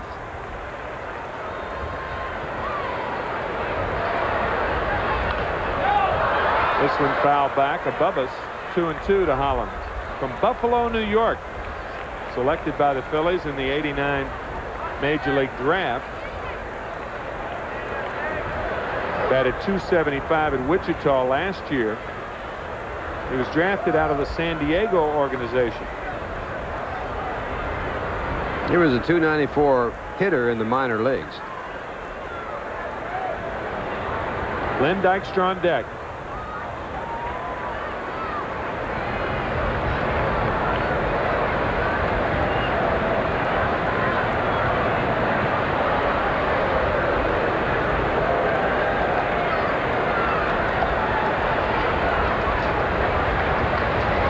Two balls, 2 strikes to Dave Hollins. 4-2 Mets. Nobody out, 1 on here in the 5th for the Phillies. And the curve is high. Ball 3. 3-2 to Hollins.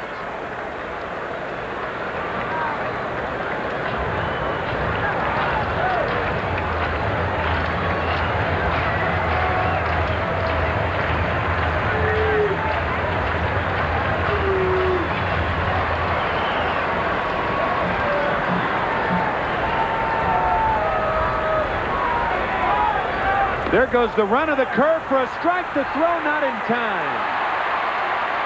So the 3-2 curveball gets Dave Hollins But Morandini has his second stolen base in 2 nights. And he's at second with 1 out. Well, what a pitch this is on a 3-2 count. He just freezes the batter with the curveball.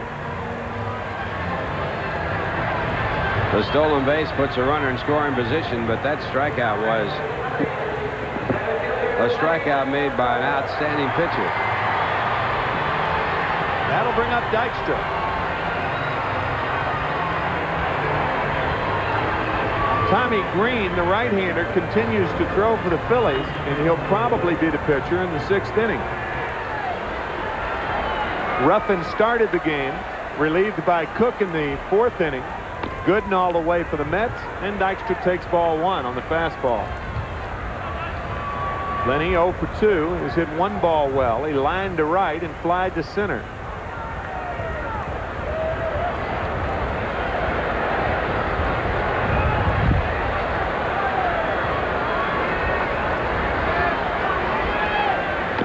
Ball 2, 2-0. Gooden has struck out 6. He has allowed 5 hits. This has been an errorless game so far. Doc 3rd in the National League in strikeouts, behind Ramon Martinez and David Cone. Doc now with 185 Ks on the year.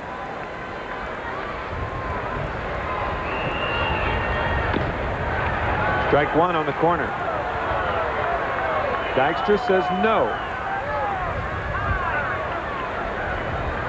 Dykstra with a phenomenal batting average with men in scoring position this year. He thought that ball was high as he tries to duck under it, but the call by Mike Winters is a strike.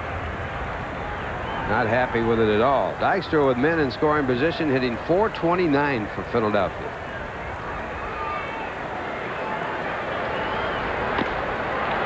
Strike 2. Now he's going to really be unhappy. Now he's really hot. Same pitch. Ooh. He walked all the way around the umpire. Now he's just going to get away from it. You can't believe it.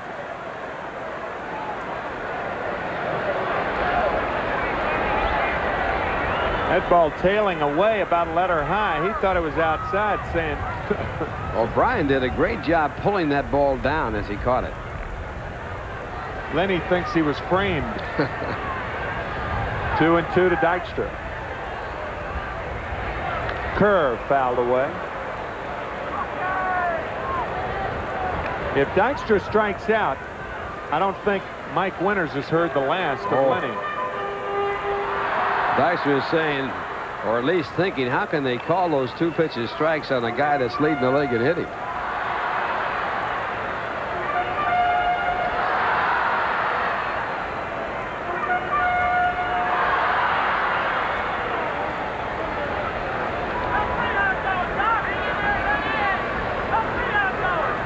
Dykstra looks like he has a combat helmet on. So over 300 versus left-handers. He's hitting .361 here at the vet. He's got everything going for him as far as the stats are concerned. Curve gets him. So Dykstra down on strikes, throws his helmet, and as predicted, he might get run. That's a $100 fine for throwing his helmet. And he might not be through. He can't afford to get kicked out of this game. He isn't through.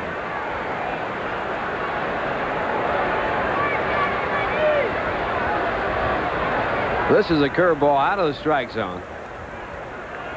Gooden right back with a beautiful curveball there, and Dykstra throws the bat away, and now the helmet.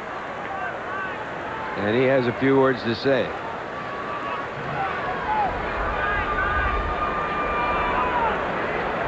Really fooled by the curveball there, and a good strikeout, number 7 for the doctor. The last 2 big ones. Rod Booker takes ball 1. There's the umpire, Mike Winters.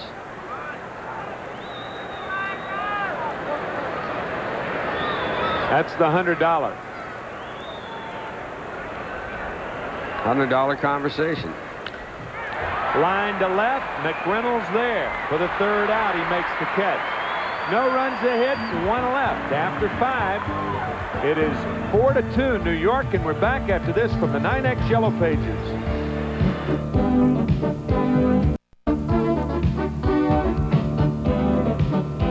To stayed in the ball game and has taken his position in center field. Here's the pitch he complained about.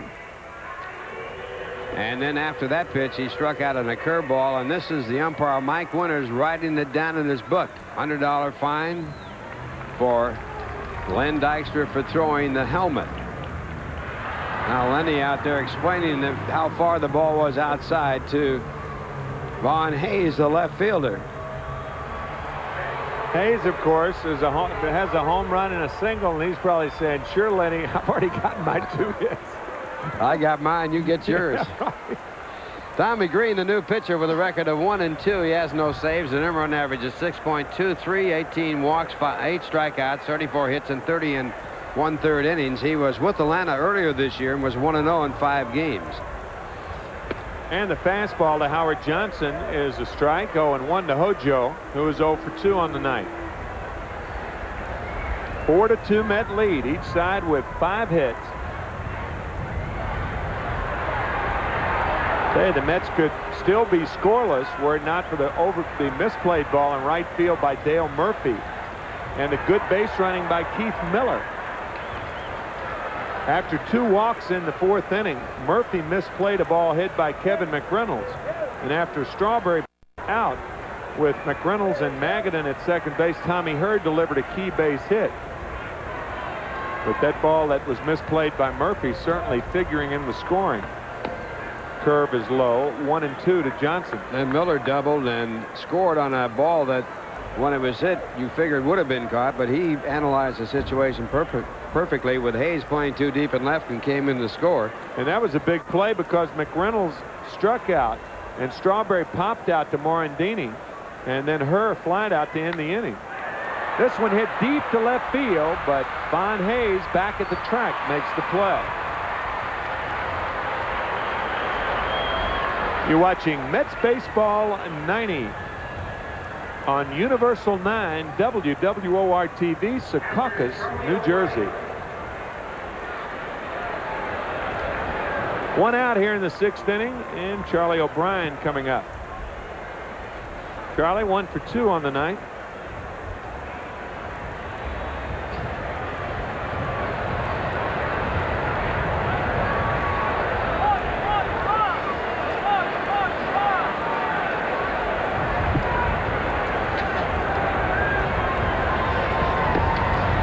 Curveball is low to Charlie O'Brien, ball 1. The Mets were ahead briefly in last night's game. They scored 1 in the top of the 1st, then the Phillies came back to tie it. Phillies eventually won 4-1. Other than tonight, that's the only lead the Mets have had in the last week, since last Monday in St. Louis, when they beat the Cardinals 9-3. They lead 4-2 here tonight. Pittsburgh winning big in their game, so the Mets need to win to stay 3.5 back. 3 balls, no strikes to Charlie O'Brien.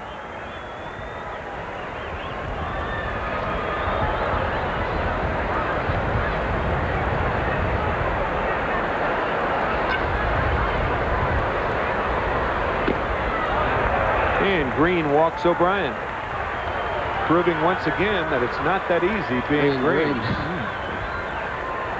Speaking of Green, I ran into Dallas Green earlier tonight before the game. He was managing the Hollywood celebrity stars that played a softball game out here prior to the start of the ball game. There's talk, Ralph, that Dallas may be interested in the Atlanta Braves job if it opens up. They go down there to run the whole shooting match, rumor has it. Or if the expansion cities are named within the next 6 months, he could be the president, general manager of a new expansion team. Certainly has experience. Gooden takes ball 1. Go ahead. He has great experience, and he'd be an outstanding man. And he's also young enough so he could live to see the expansion team finally get a championship, because it takes some time to develop those new ball clubs. Even though it only took the Mets 8 years. They're the fastest ever.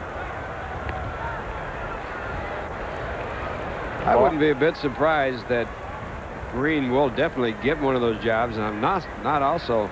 I wouldn't be a bit surprised also if Whitey Herzog ends up with the California Angels. The sacrifice successful. O'Brien stopping at second base.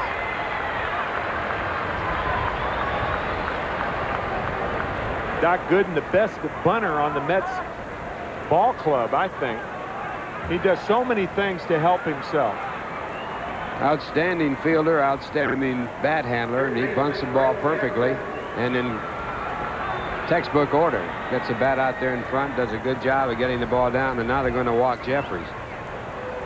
Walking Jerreries to get to Miller, and we'll see if Bud Harrelson counters with Darrell Boston. He may just stick with Miller. Keith, a good ball game.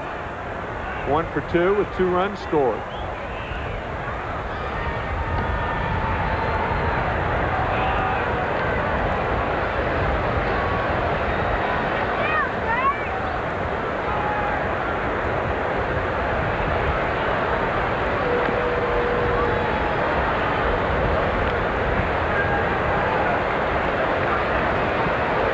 So Jerreries 0 for 3 in the game, remains 0 for 3 as he has walked intentionally, and here comes Keith Miller.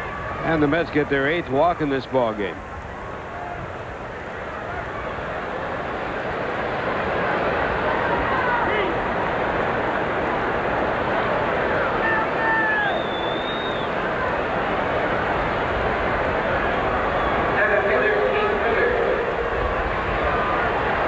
Miller with a couple of runs scored. The Mets leading 4-2 here in the 6th inning. 2 on, 2 out.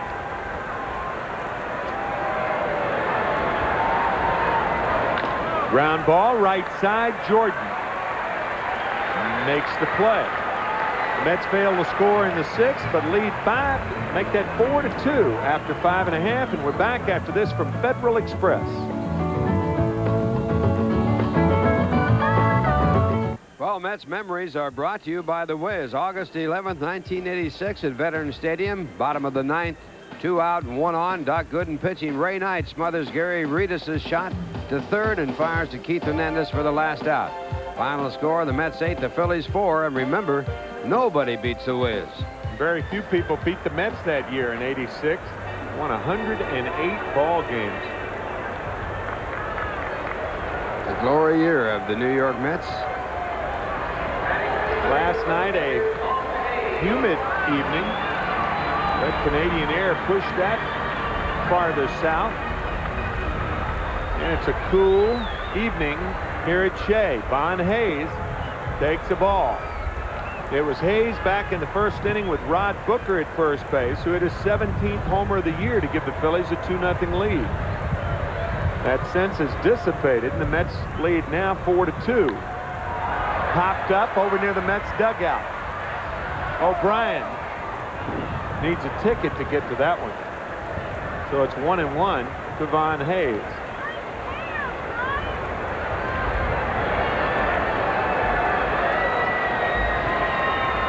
Doc trying to win his 16th game of the year. He's won 4 straight decisions, 12 of his last 13 and 14 of his last 17 in his last 22 game starts. He had won 8 straight decisions earlier in the year. His high for consecutive wins, 14 straight decisions back in 1985. 2 balls and a strike to Hayes. Jose Uribe beat him in that ball game with an infield base hit while playing for the Giants to stop that streak. Went 3 months without losing that year. This one popped up and playable. Foul territory. Jerreries over near the tarp and makes a rather acrobatic play, but that wind again giving the fielders problems. 1 out. It's an ill wind that blows no good, and here Gooden gets the advantage of that one. The ill wind that blows for Gooden. Yeah.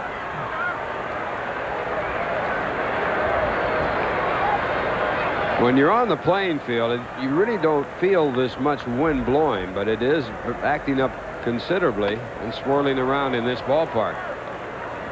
Totally enclosed type stadium except for the top. Yeah, the older ballparks really easier to gauge the wind. Feel like Wrigley Field. Off the hip of Gooden. Got him. Boy, you talk about an athletic play. He ends up over near the Phillies dugout. 2 outs.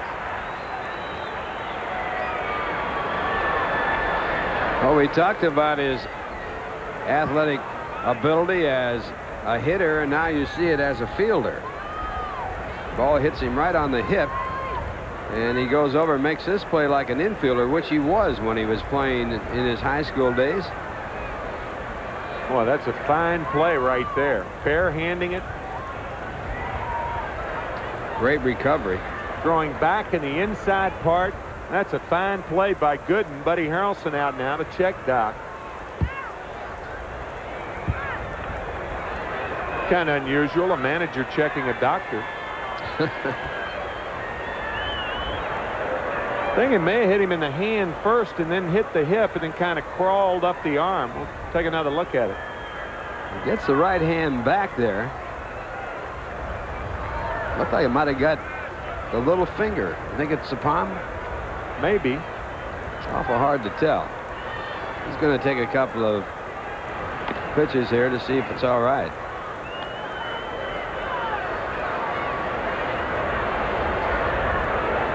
Those fingers. Fingers to a pitcher, like fingers to a pianist.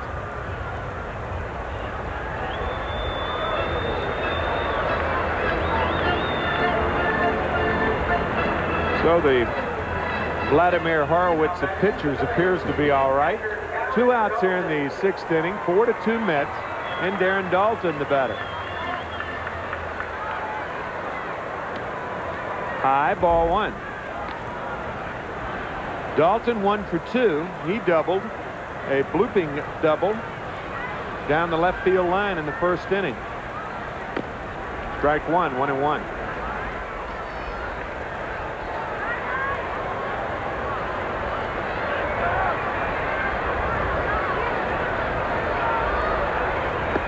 Good curveball. There's nothing wrong with that hand. Ball, 2 strikes to Dalton. Well, this is a hacker here. Look at that tight break. Got him. Dalton down on strikes. So Gooden is indeed all right. 8 strikeouts now for Doc. It's 4-2. New York over Philadelphia after 6, and we're back after this from Hess Gasoline. What song do you like? New York, New York, East Side, West Side, or we'll take Manhattan, the Bronx, and Staten Island too. How about that? A Yankee hat on and a Met uniform. He's taking his life in his hands. He's got his valuables with him too. You don't see that too often. A Met cap or a Met uniform and a Yankee cap. Now it's 4-2. Mets on top of the Phillies, and then to take you for the rest of the way, Ralph Kiner. Okay, Tim, and Dave Magadan will lead it off. Dave 1 for 2 today with a walk. Drove in a run with his base hit back in the 5th inning to give the Mets an insurance run. And his first pitch, strike 1, batting for the first time against Tommy Green. Green with the Phillies 0-2. His 1 win this year with Atlanta.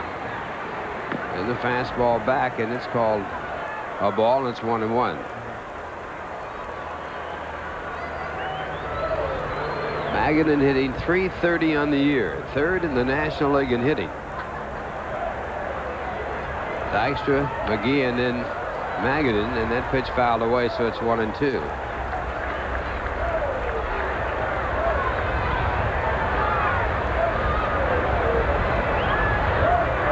Keith Miller getting the massage from Charlie O'Brien. That's not bad.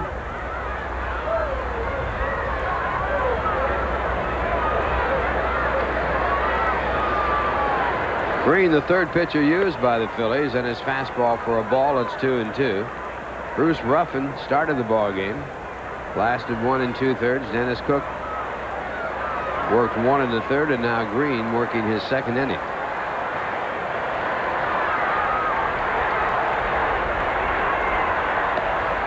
Ball 3. 3 balls and 2 strikes to Magadan.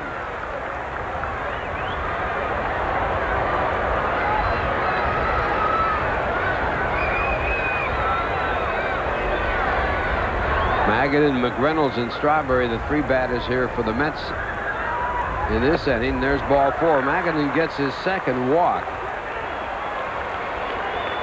That's his 62nd walk of the year. Here's the scoring recap. Bottom of the first, a 2-run home run by Vaughn Hayes, scoring Booker.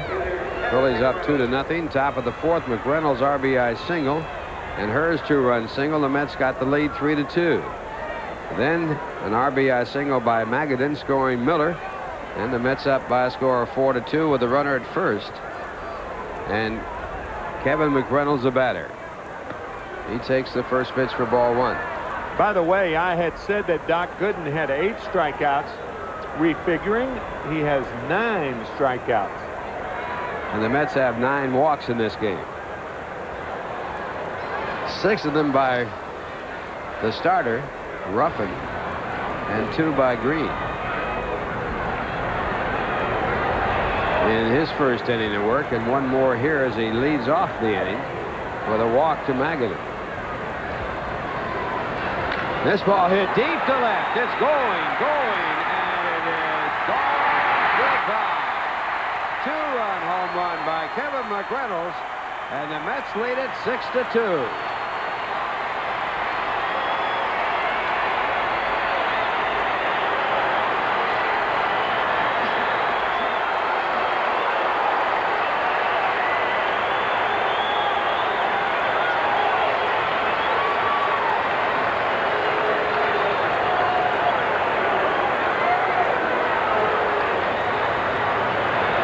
Home run number 21 for McReynolds, a fastball that just sat there, and what a reaction by Tommy Green. He didn't even look. He looked down. Watch this. The minute he threw it.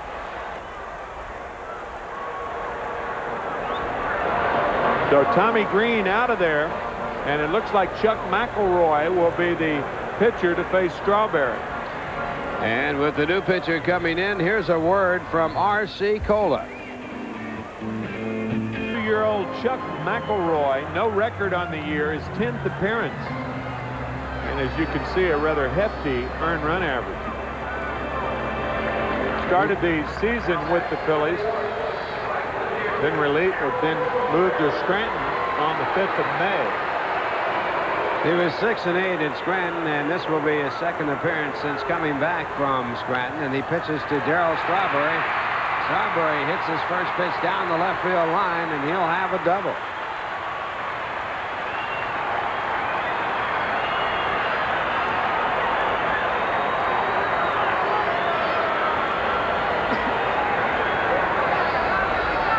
Some greeting. Fastball on the outside part of the plate and sliced down the left field line for Strawberry, his 17th double of the year. He had been 1 for 19 with 1 home run before that double, and that'll bring up Tommy Herr. Mets leading by a score of 6-2, no one out. We're in the top of the 7th inning. Pirates won their game today against Montreal. And the pitch to Herr is grounded to the right side. Fielded there as he goes behind the runner, and Strawberry moves over to third. Good job of hitting by Tommy Herr, moving the runner over to third with 1 man out. And that was intentional and really nice to see. We've talked about it before, Ralph. When a guy does it as blatantly as Tommy Herr just did, I think that should be a sacrifice, score to sacrifice. He sacrifices his time at bat to get the runner over to third, just like you would if you were bunting. Or a sacrifice fly. A lot of times guys don't try to hit balls in the air with a man on third and less than 2 out. Good point. Now they're going to walk Howard Johnson. It'll be the 2nd intentional walk of the game. And for the Mets, it will be their 10th walk. They want to get to Charlie O'Brien. And, of course, the intentional walk sets up the double play.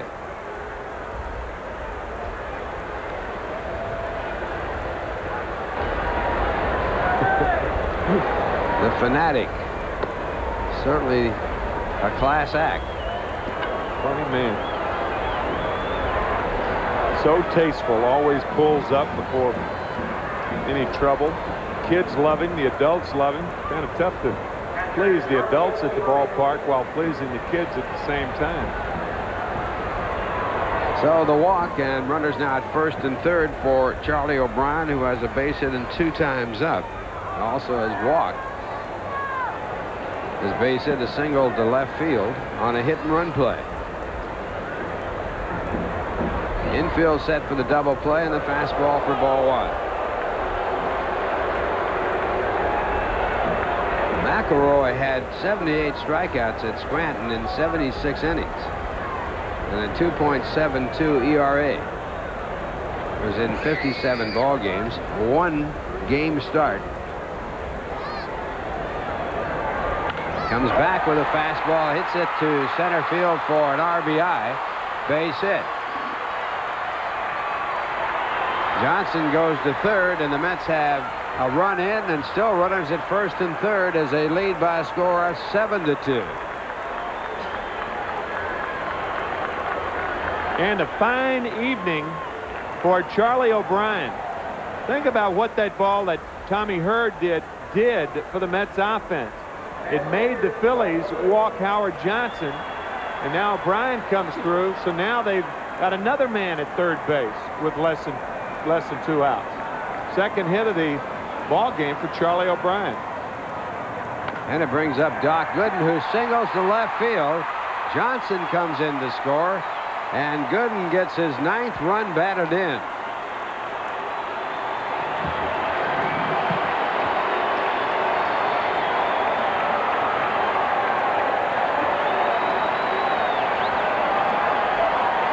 Well, a game like this could help the Mets relax a little bit. It is a blowout here at the vet, an 8-2 game, and Gooden chips in. That's the 8th hit of the ball game for the Mets. And it will bring up Gregg Jerreries, who has walked intentionally in the 6th, and that walk worked, as we're going to get a new pitcher in the ball game. And as the Phillies pitcher comes in, here's a word from Bud Light. Darryl Ackerfels leads the Phillies in appearances. This is his 65th appearance. He's 5-2 with 3 saves. A pleasant surprise for Nick Leyba and the Phillies was the Phillies obtaining the services of Ackerfels in spring training from Texas, and they didn't have to give up anybody. He was 0-1 at Texas. Also was at Oklahoma City, where he was 5-6 with 4 saves. And he'll be pitching to Gregg Jerreries. Jerreries walked intentionally his last time up and is 0 for 3 in this game. Ackerfels lives on the outside corner with a slider.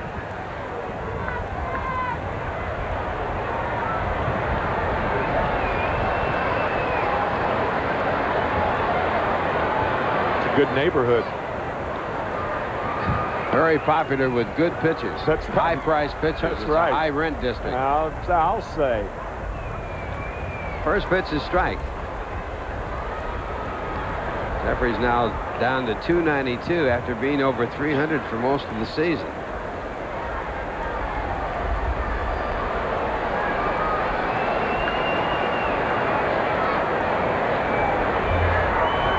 This ball grounded right at Jordan, the first baseman, who'll take it to the bag all by himself to pick up the out.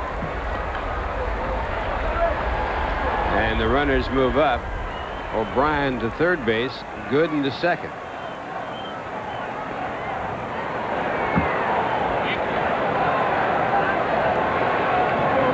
That'll bring up Keith Miller, the 9th man to bat in this inning. Mets batted around in the 4th inning when they scored their first 3 runs to take the lead 3-2. They added a run in the 5th and now have 4 in here in the 7th. Miller with a double and 3 at-bats. He also has walked, and his first pitch, that slider in the outside corner. Bob Ojeda throwing in the bullpen for the Mets. Earlier in this inning, you saw the trainer working on Doc Gooden. He got his hand involved with a ground ball. And with this big lead, you want to be a little precautionary. And the fastball out of the strike zone, 1 ball, 1 strike. True to form, the Mets getting Doc Gooden a lot of runs. Coming into this game, they had scored 161 runs in Doc's 28 starts.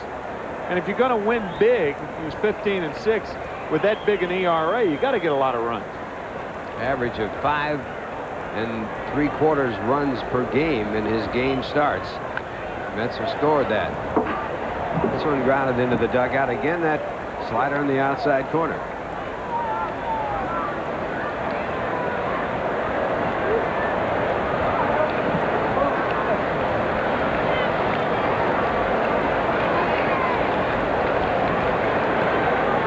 Gooden's batting support the highest in the National League this year.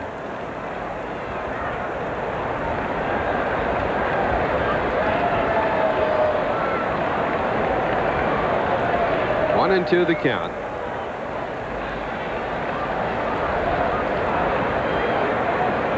And there's that breaking ball low and outside. Good play on it by Dalton to block it and keep it there. Runner at third base, Charlie O'Brien and Doc Gooden at second.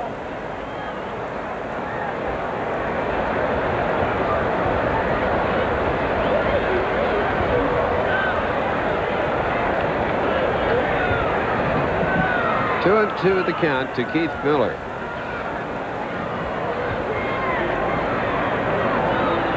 Sunday it'll be Sid Fernandez for the Mets. We'll be on the air at 1:30 for that one. Pat Combs will be the pitcher, a left-hander for the Philadelphia Phillies. 2 left-handers tomorrow. A ball call for ball 2. 2 and 2.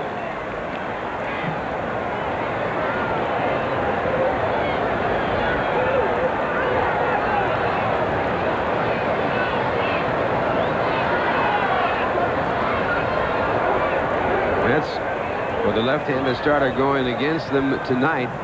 Leading by a score of 8-2. They had been 21-26 against left-handed starters, and since the All-Star break, 5-14. This ball pulled foul over the top of the head of Chuck Hiller, the third base coach.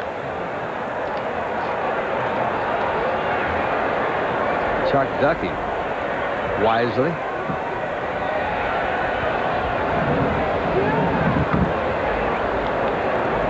On the other side of the diamond, safely ensconced over there, Mike Covey.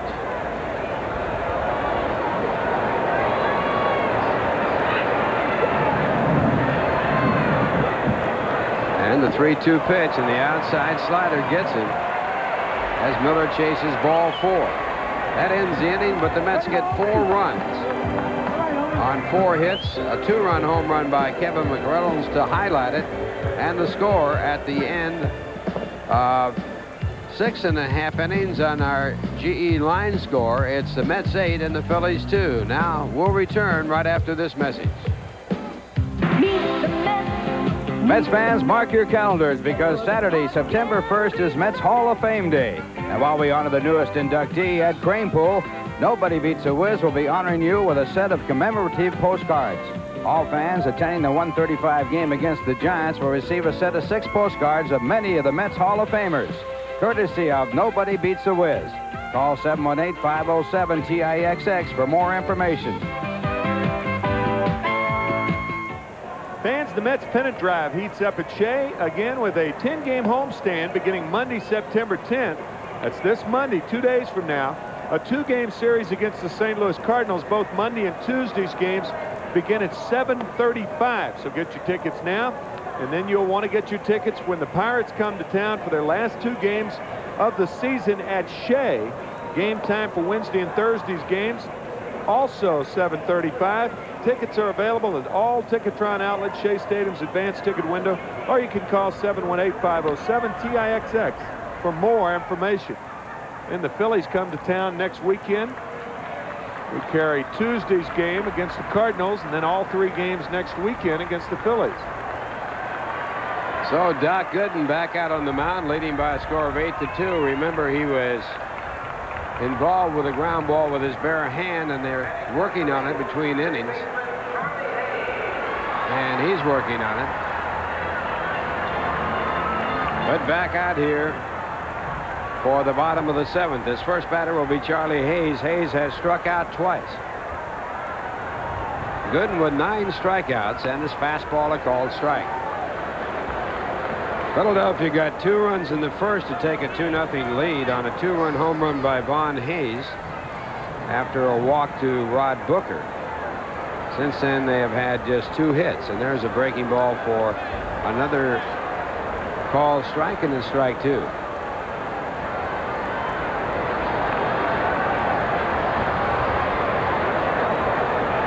Hayes a pinch hitter last night's ball game and a base hit.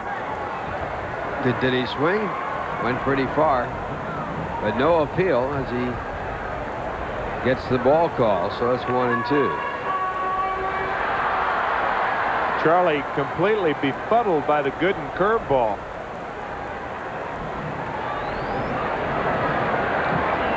Gooden 1-1 against Philadelphia this year. And this one grounded to the shortstop, Howard Johnson. The throw gets him. And Gooden's only shutout this year was pitched against the Philadelphia Phillies. Take a look at what the rest of the National League is doing on our Nissan scoreboard. Pittsburgh 6-0 now behind shutout ball of Doug Drabek, that game in the 7th. Chicago this afternoon defeated the Cardinals 5-4. Atlanta at San Diego.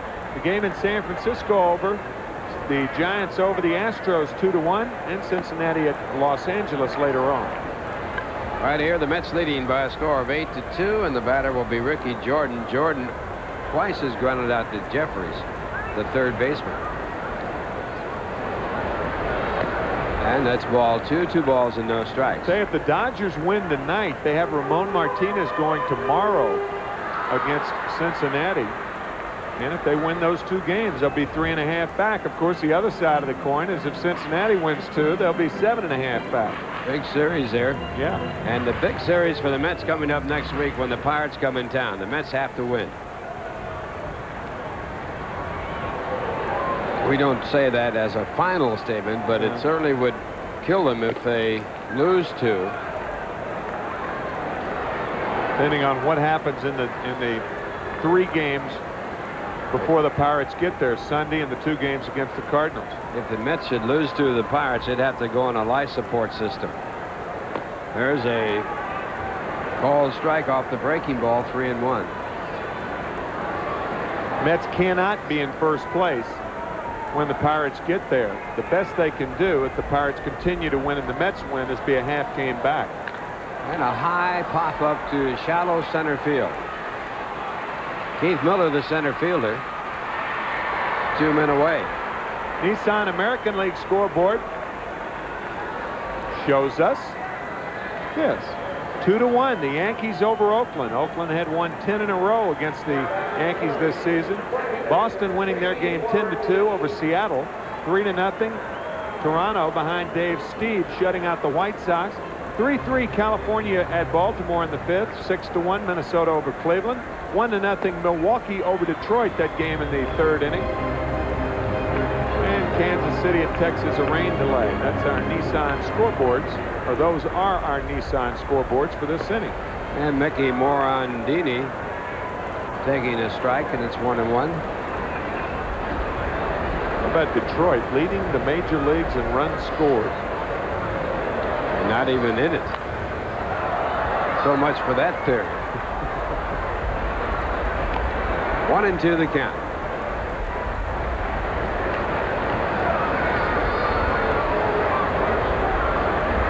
Morandini has struck out and singled in his 2 at-bats against the Doctor.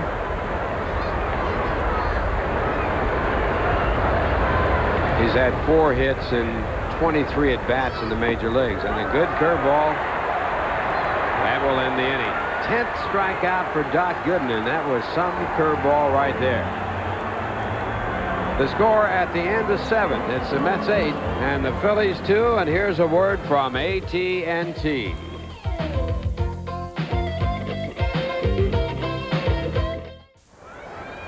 Well, Dave Magadan will lead it off for the Mets here in the top of the 8th. The Mets leading by a score of 8-2. Finally breaking out of their batting slump. Mets has scored 3 runs in their last 5 ball games, having only 20 hits. In this game, they've got 8 runs on a total of 9 base hits. And Magadan has had 1 hit and 2 at-bats with 2 walks. And he takes the first pitch for ball 1. Ackerfeld is a pitcher for the Philadelphia Phillies. And the pitch back to Magadan, the fastball again, 2-0. Mets have batted around twice in this game, scoring 3 runs in the 4th and 4 runs in the 7th.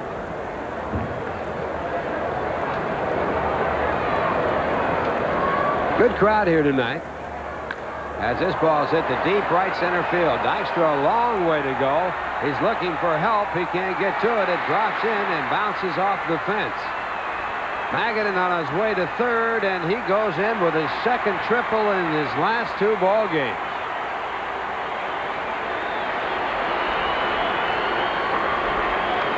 Triple number 6 on the year for Dave Magadan.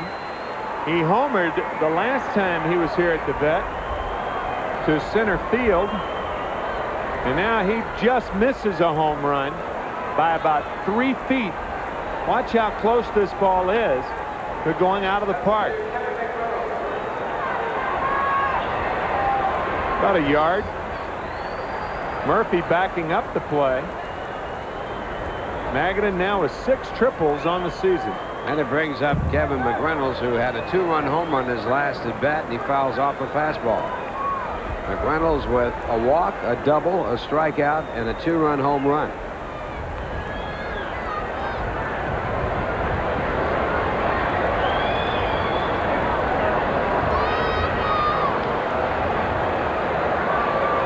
And the pitch back is low and outside, and the count 1 ball and 1 strike.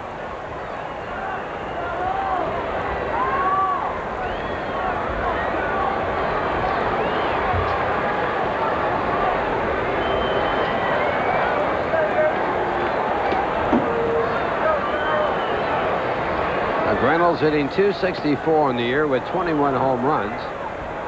That pitch a ball, and it's 2 balls and 1 strike. And the appeal made to first base umpire Jerry Davis. He said no swing.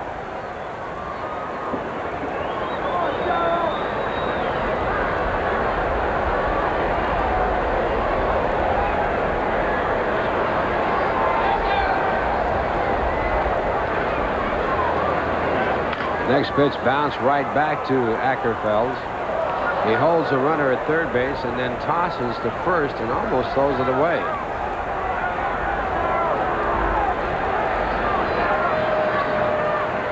Darrell a little nervous. He had too much time. Sometimes athletes are trained to react, and when they have too much time, you often see throws like this. Watch. Jordan having to shift positions of his feet. That'll bring up Darryl Strawberry, and the first pitch to Darryl, a fastball for a ball. Strawberry with a double his last time up. 1 for 4 tonight.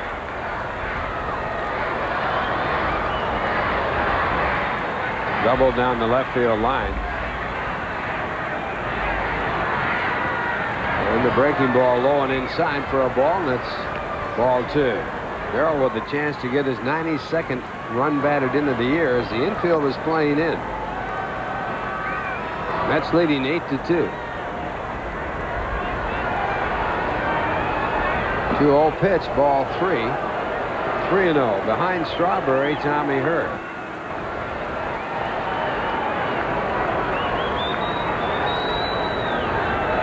There's Tommy. In the bullpen, some action going there. Joe Baber, Don Carpenter. And this ball hit high in the air to deep center field. It'll be playable, but it will score a run. So Dykstra makes the catch. Magadan comes in to score, and the Mets now lead at 9-2.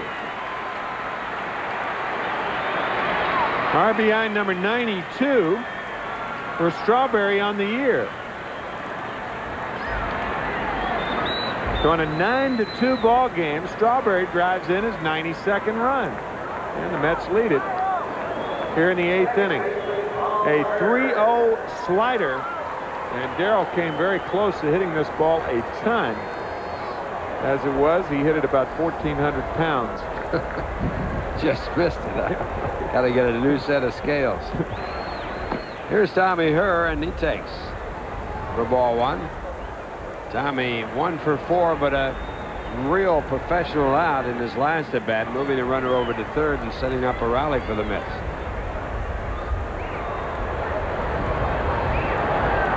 Fastball for ball 2. 2 balls and no strikes.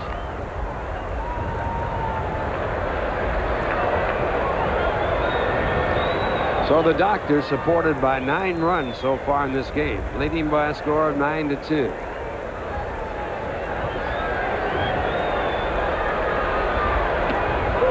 And the strike with 2 balls and 1 strike.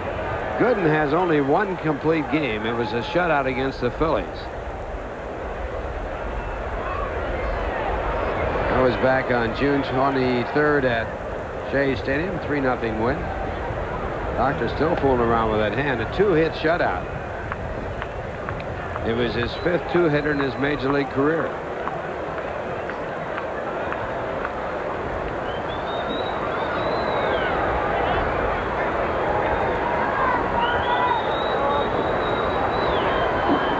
And ball 4, so the Mets get another walk.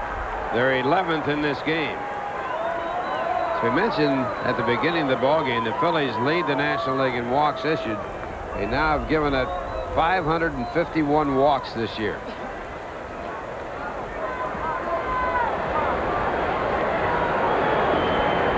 That puts a runner on with 2 men out and brings up Howard Johnson, who is 0 for 3. He also was walked intentionally back in the 7th inning.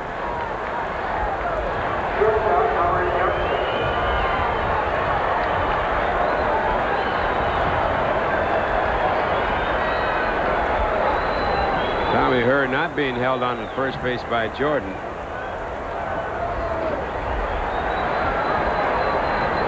And the fastball right through for a called strike. I'll tell you, the way the Phillies have come from behind in the later innings, I don't think you can have too many runs against this club. They scored 9 against the Dodgers to beat the Dodgers 12-11, and they scored 6 in the bottom of the 9th against the Mets to lose 10-9 the last time the Mets played here. And that pitch a ball, so it's 1-1. That was back on July 25th.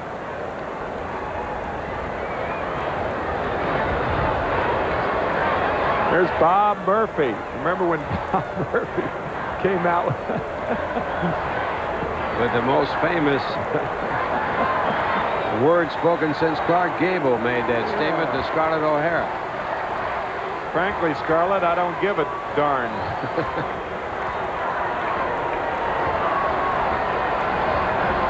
How about when the Phillies came back to beat the Pirates after the Pirates had scored 10 runs in the first inning? Last year, wasn't it? Last year. They won it 15-11, and that was the time Jim Rooker says after they had a 10-run lead, if the Pirates don't win this ball game, I'll walk home. And he did. And they didn't. They didn't. They lost it.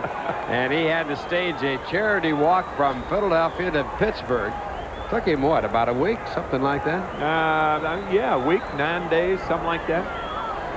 It's 330 miles or so. It's a long walk. Not your morning jaunt.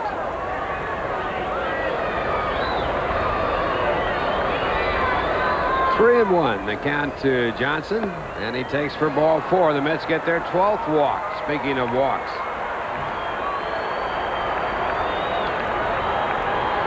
That moves her to second base and brings up Charlie O'Brien, who's having his best day for the New York Mets.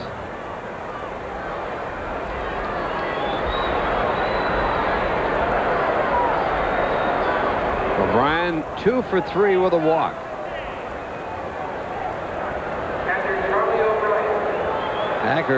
Ackerfeld's pitch is a knuckle curve.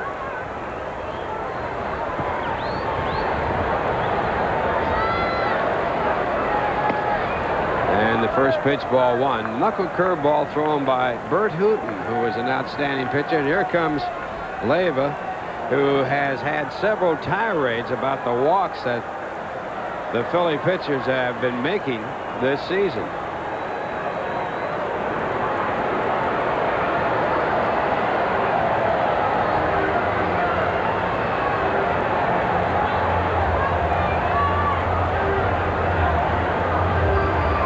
So Leyva out to say, throw the ball over the plate.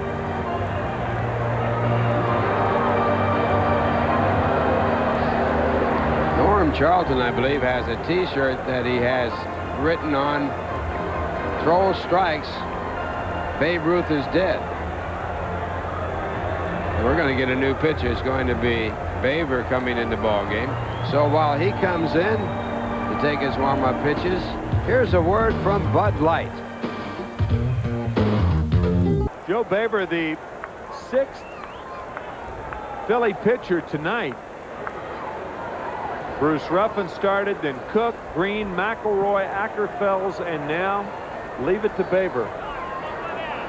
Baber the Saber, as they used to call him in Atlanta where he was pitching. And he throws the first pitch in the strike zone. It's fouled away.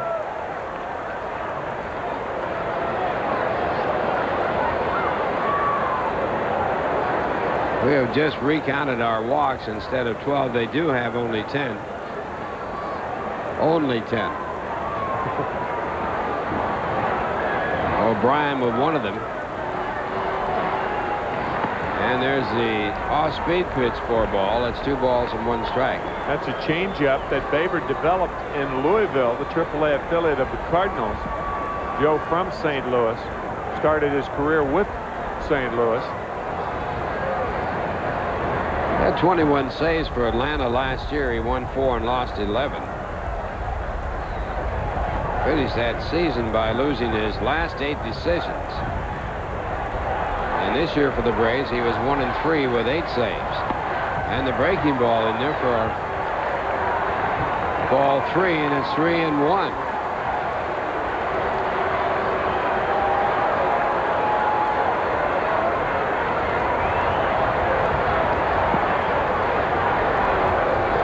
On deck batter would be Dwight Gooden. 3-1 pitch, 1 through, and it goes to 3 and 2. So the runners on at first and second will be running with a pitch with 2 men out and a 3-2 count.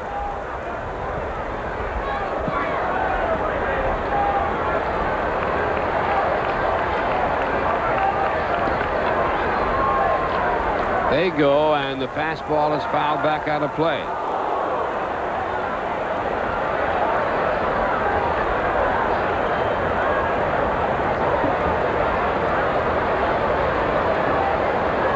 So we'll do it all over again. Baber to O'Brien with Gooden on deck. Again, the runners go, and the pitch is hit to deep left field. It's in the corner. It'll be extra bases, and coming in to score is Tommy Herr. Behind him is Johnson, and the Mets now lead it as they come up with 2 more, 10-2.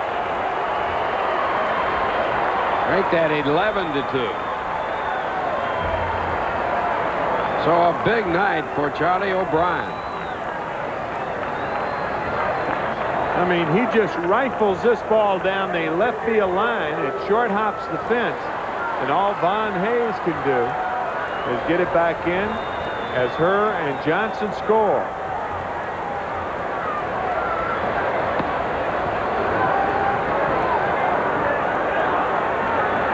That'll bring up the doctor, and the doctor batting officially for the 4th time. He is 1 for 2. And he tops this one out to the first base side, and that will end the inning. But the Mets get 3 runs on 2 hits.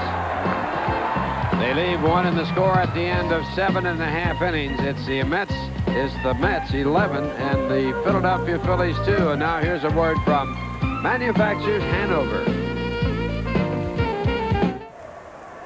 19th win for Doug Drabek at Three Rivers Stadium in Pittsburgh tonight.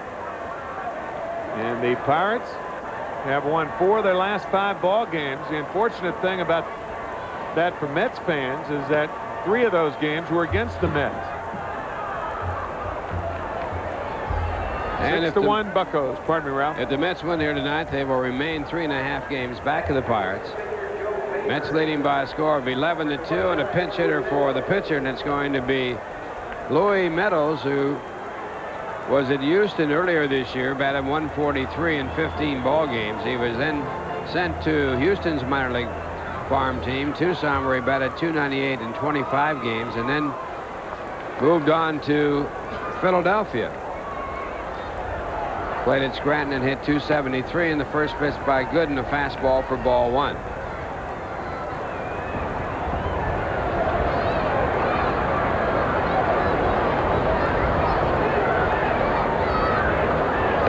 And the pitch high in the count, ball 2, 2-0.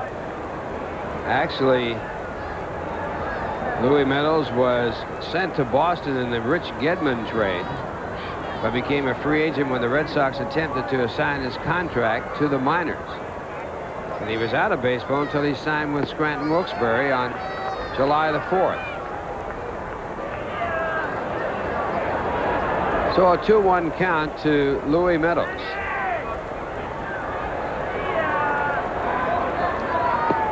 And a ball call for ball 3. 3 balls and 1 strike. Gooden has walked 1. That was way back in the first inning. And it came before the 2-run home run by Von Hayes. The Phillies led 2-0 after 1 in this game. The Mets came back to take the lead, and that's ball 4. With 3 runs in the 4th, they added another in the 5th to lead by a score of 4-2. 4 more runs in the 7th inning, and 3 more in the 8th, and lead it by a score of 11-2. So Meadows walks, Gooden's second walk of the ball game. And that'll bring up Lenny Dykstra, who is 0 for 3. Dykstra hit a vicious line drive to right that was caught by Strawberry his first time up, then flied out to center and struck out. He struck out in the 6th inning after complaining about 2 fastballs that were called strikes. He went after a curveball, and this ball hit in the air to deep left field, moving McReynolds back, and he makes the catch. So Dykstra has hit it hard twice, and he has come up empty. Meadows back to first base, and that'll bring up Rod Booker. Booker 0 for 2 with a walk and a run scored. Mets 11 runs on 11 hits. The Phillies have 2 runs on 5.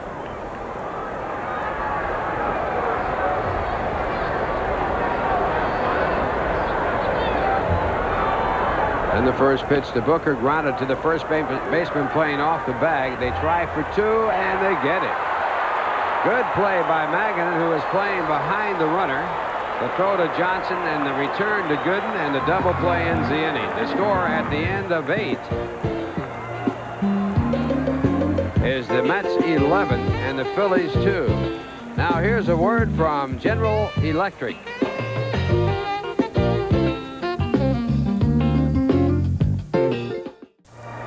Chuck Malone is the 7th Phillies pitcher tonight. His 5th pro season, 25 years old. He started for the first time back on the 16th of July, not for the Phillies, that was in the minor league. And the Phillies have a lot of guys like that in the minor leagues. They have a sameness quality about them. And they really can't decide. I mean, Nick Leyva really hasn't had a starting rotation in the 2 years he's been here.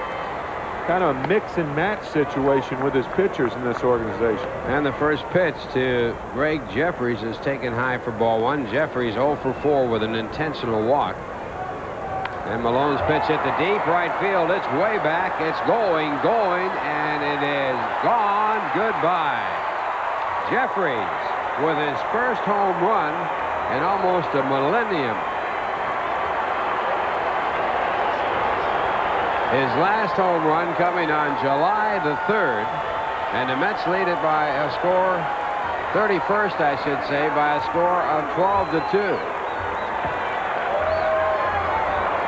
Yep. All those frowns turning into giggles now for Gregg Jerreries. And that breaks the record for second baseman, even though he's hit 2 of them as a third baseman. He's had 13 home runs as a second baseman, his second one playing third, and that's the Mets' all-time record for home runs by a second baseman. And the batter now is Keith Miller, and he swings and misses. But he won't have that record if he plays more games at third than he does at second base. That's the way the Mets compute it. Right. Don't believe it's done that way officially. But for the Mets records, that's how they computed it when Jerry Buchek had 12. 14. I mean 14. Tim Tupper had 14 in '87 also. 1-2 the count. And it's strike 3. So Miller, who had a double in the 5th, is now 1 for 5 in this ball game. And that'll bring up Dave Magadan.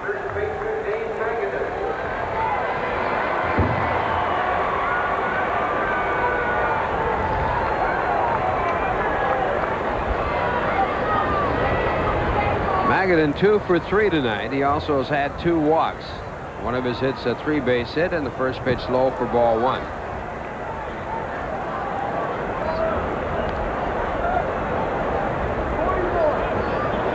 Magadan now at .332 with his 2 hits in this ball game tonight. 3rd in the National League. And the fastball sails high for ball 2. 2 balls and no strikes. Mets 12 runs on 12 hits.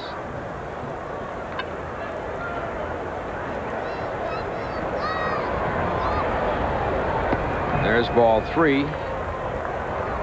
And they count 3-0.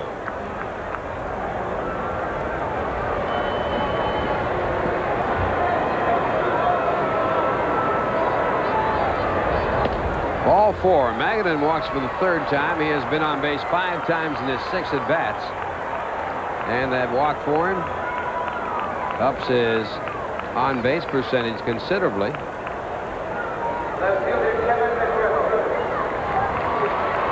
That is his 63rd walk on the year as Nick Leyva watches in disbelief. Pain. Gee, but it's great after staying out late, walking my baby back home. And now the batter is Kevin McReynolds, who also has had a walk in this game. He is 2 for 4 with a 2-run home run and also another RBI with a double.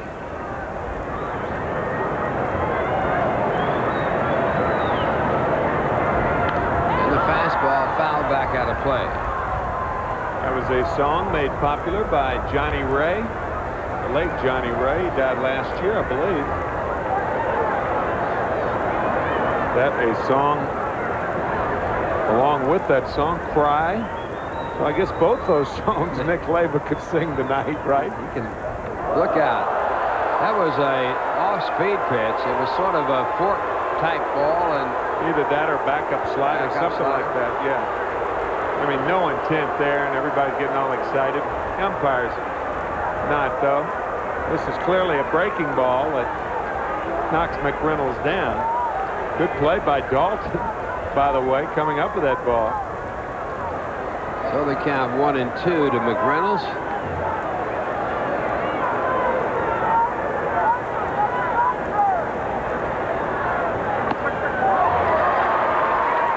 Second strikeout for Chuck Malone, and now the batter will be Darryl Strawberry.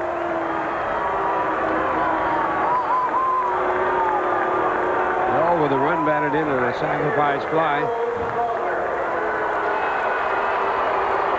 He has 1 hit at 4 at-bats. They hit a 2-base hit down the left field corner. And the fastball for a ball.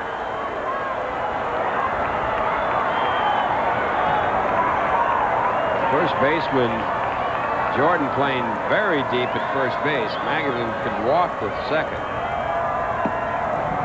And there is ball 2. It's 2 balls and no strikes. Speaking of walks, he could walk the second.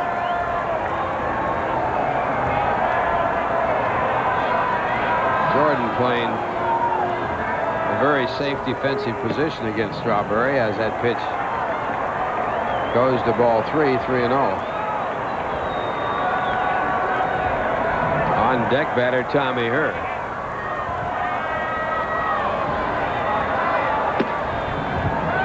Here's a strike. 3-1. Tomorrow night, tomorrow afternoon, we'll be on the air with the final game here in Philadelphia, where the Mets playing the Phillies at Vet Stadium. Game time at 1:35. We'll be on the air at 1:30, and that's walk number 12 for the Mets in this ball game.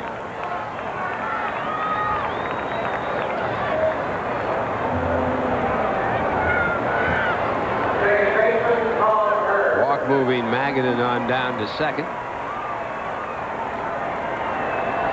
And it brings up Tommy Herr. Tommy Herr with a walk in this ball game, also has 1 hit and 4 at-bats.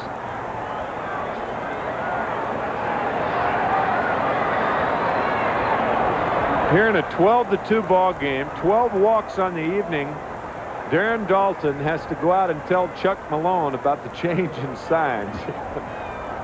Boy. Studying futility right there. Really. Tommy Herr with the big base hit in the ball game. It came in the 4th inning to put the Mets up by a score of 3-2. Sometimes in a game like this, you ought to just yell out, "Hey, last sign." They won't believe you anyway. Who cares? I'm going to pick up a sign anyway. Put down one set.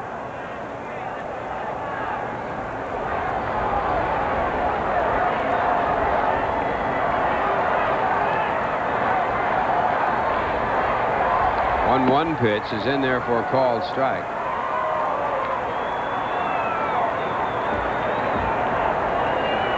Seventh pitcher used by Nick Leva in this ball game. The pitcher record on the losing side is Bruce Ruffin.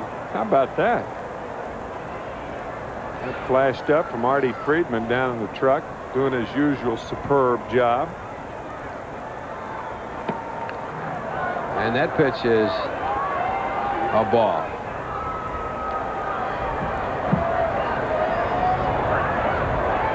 Mets have batted around twice in this game.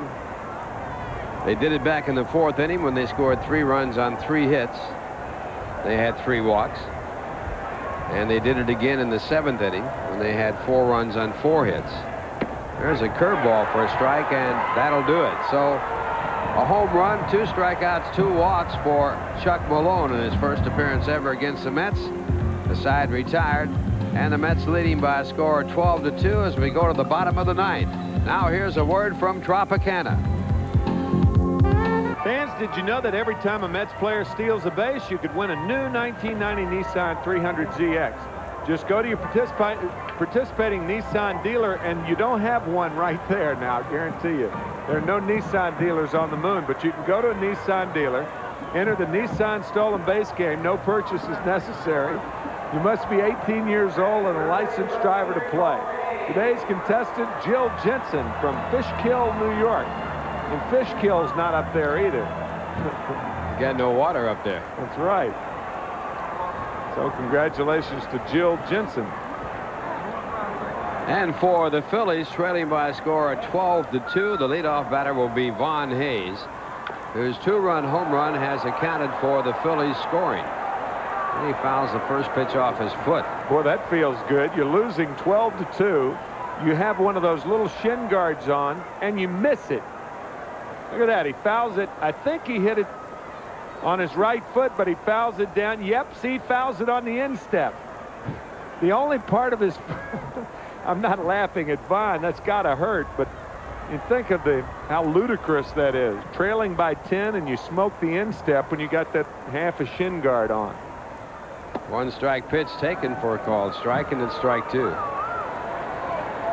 Von Hayes with 2 of the 5 hits that the Phillies have off Doc Gooden. They got 2 runs on 3 hits in the first. He's given up only 2 hits since then. And the curveball hangs high in the count, 1-2.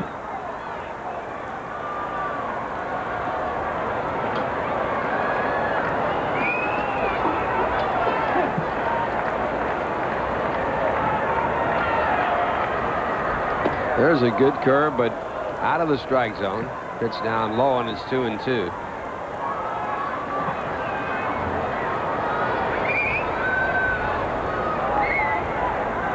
Reg Wells and Jennifer Valapi will be on right after this ball game with the news. Invite you to stay tuned and pick up what's going on in this world. A lot of sports news action. Also following Reg and Jennifer, Howard Stern. Howard and Robin Quivers. My favorite performer. Mm-hmm. You and Howard are tight, aren't you? Very. And there's a fly ball out to left center field. Miller tracking it down, and he makes a good running catch. So Von Hayes back to the bench, and Dale Murphy coming up. Murphy 1 for 3 in the game.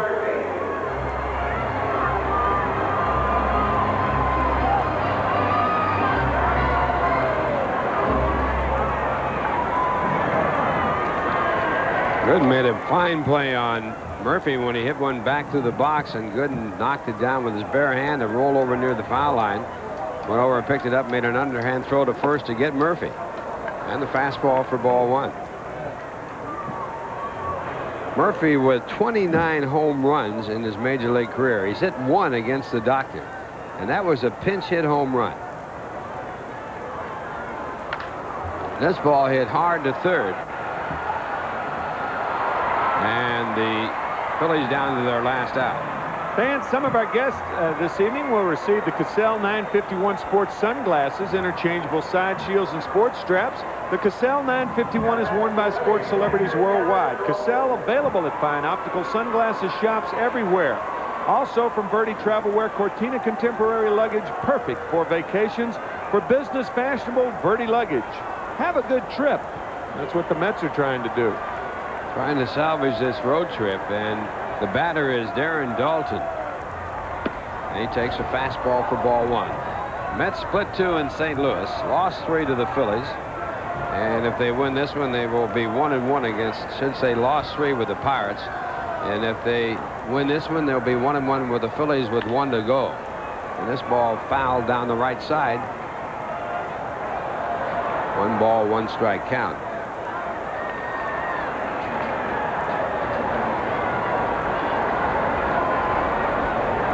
So Gooden not away from his second complete game of the year. He's pitched 1 shutout, and that was against the Phillies, a 3-0 2-hitter. And he's working on his 16th victory against 6 losses. And this pitch is popped up, and this should do it. Magadan at first base. And the Mets win it. And with the victory, they break a 5-game losing streak and a drought on the run side of the ledger. Doc Gooden getting 12 runs, the Mets picking up 12 base hits, and the Phillies 2 runs. So the final score, it's the Mets 12 and the Phillies 2, and here's a word from Bud Light.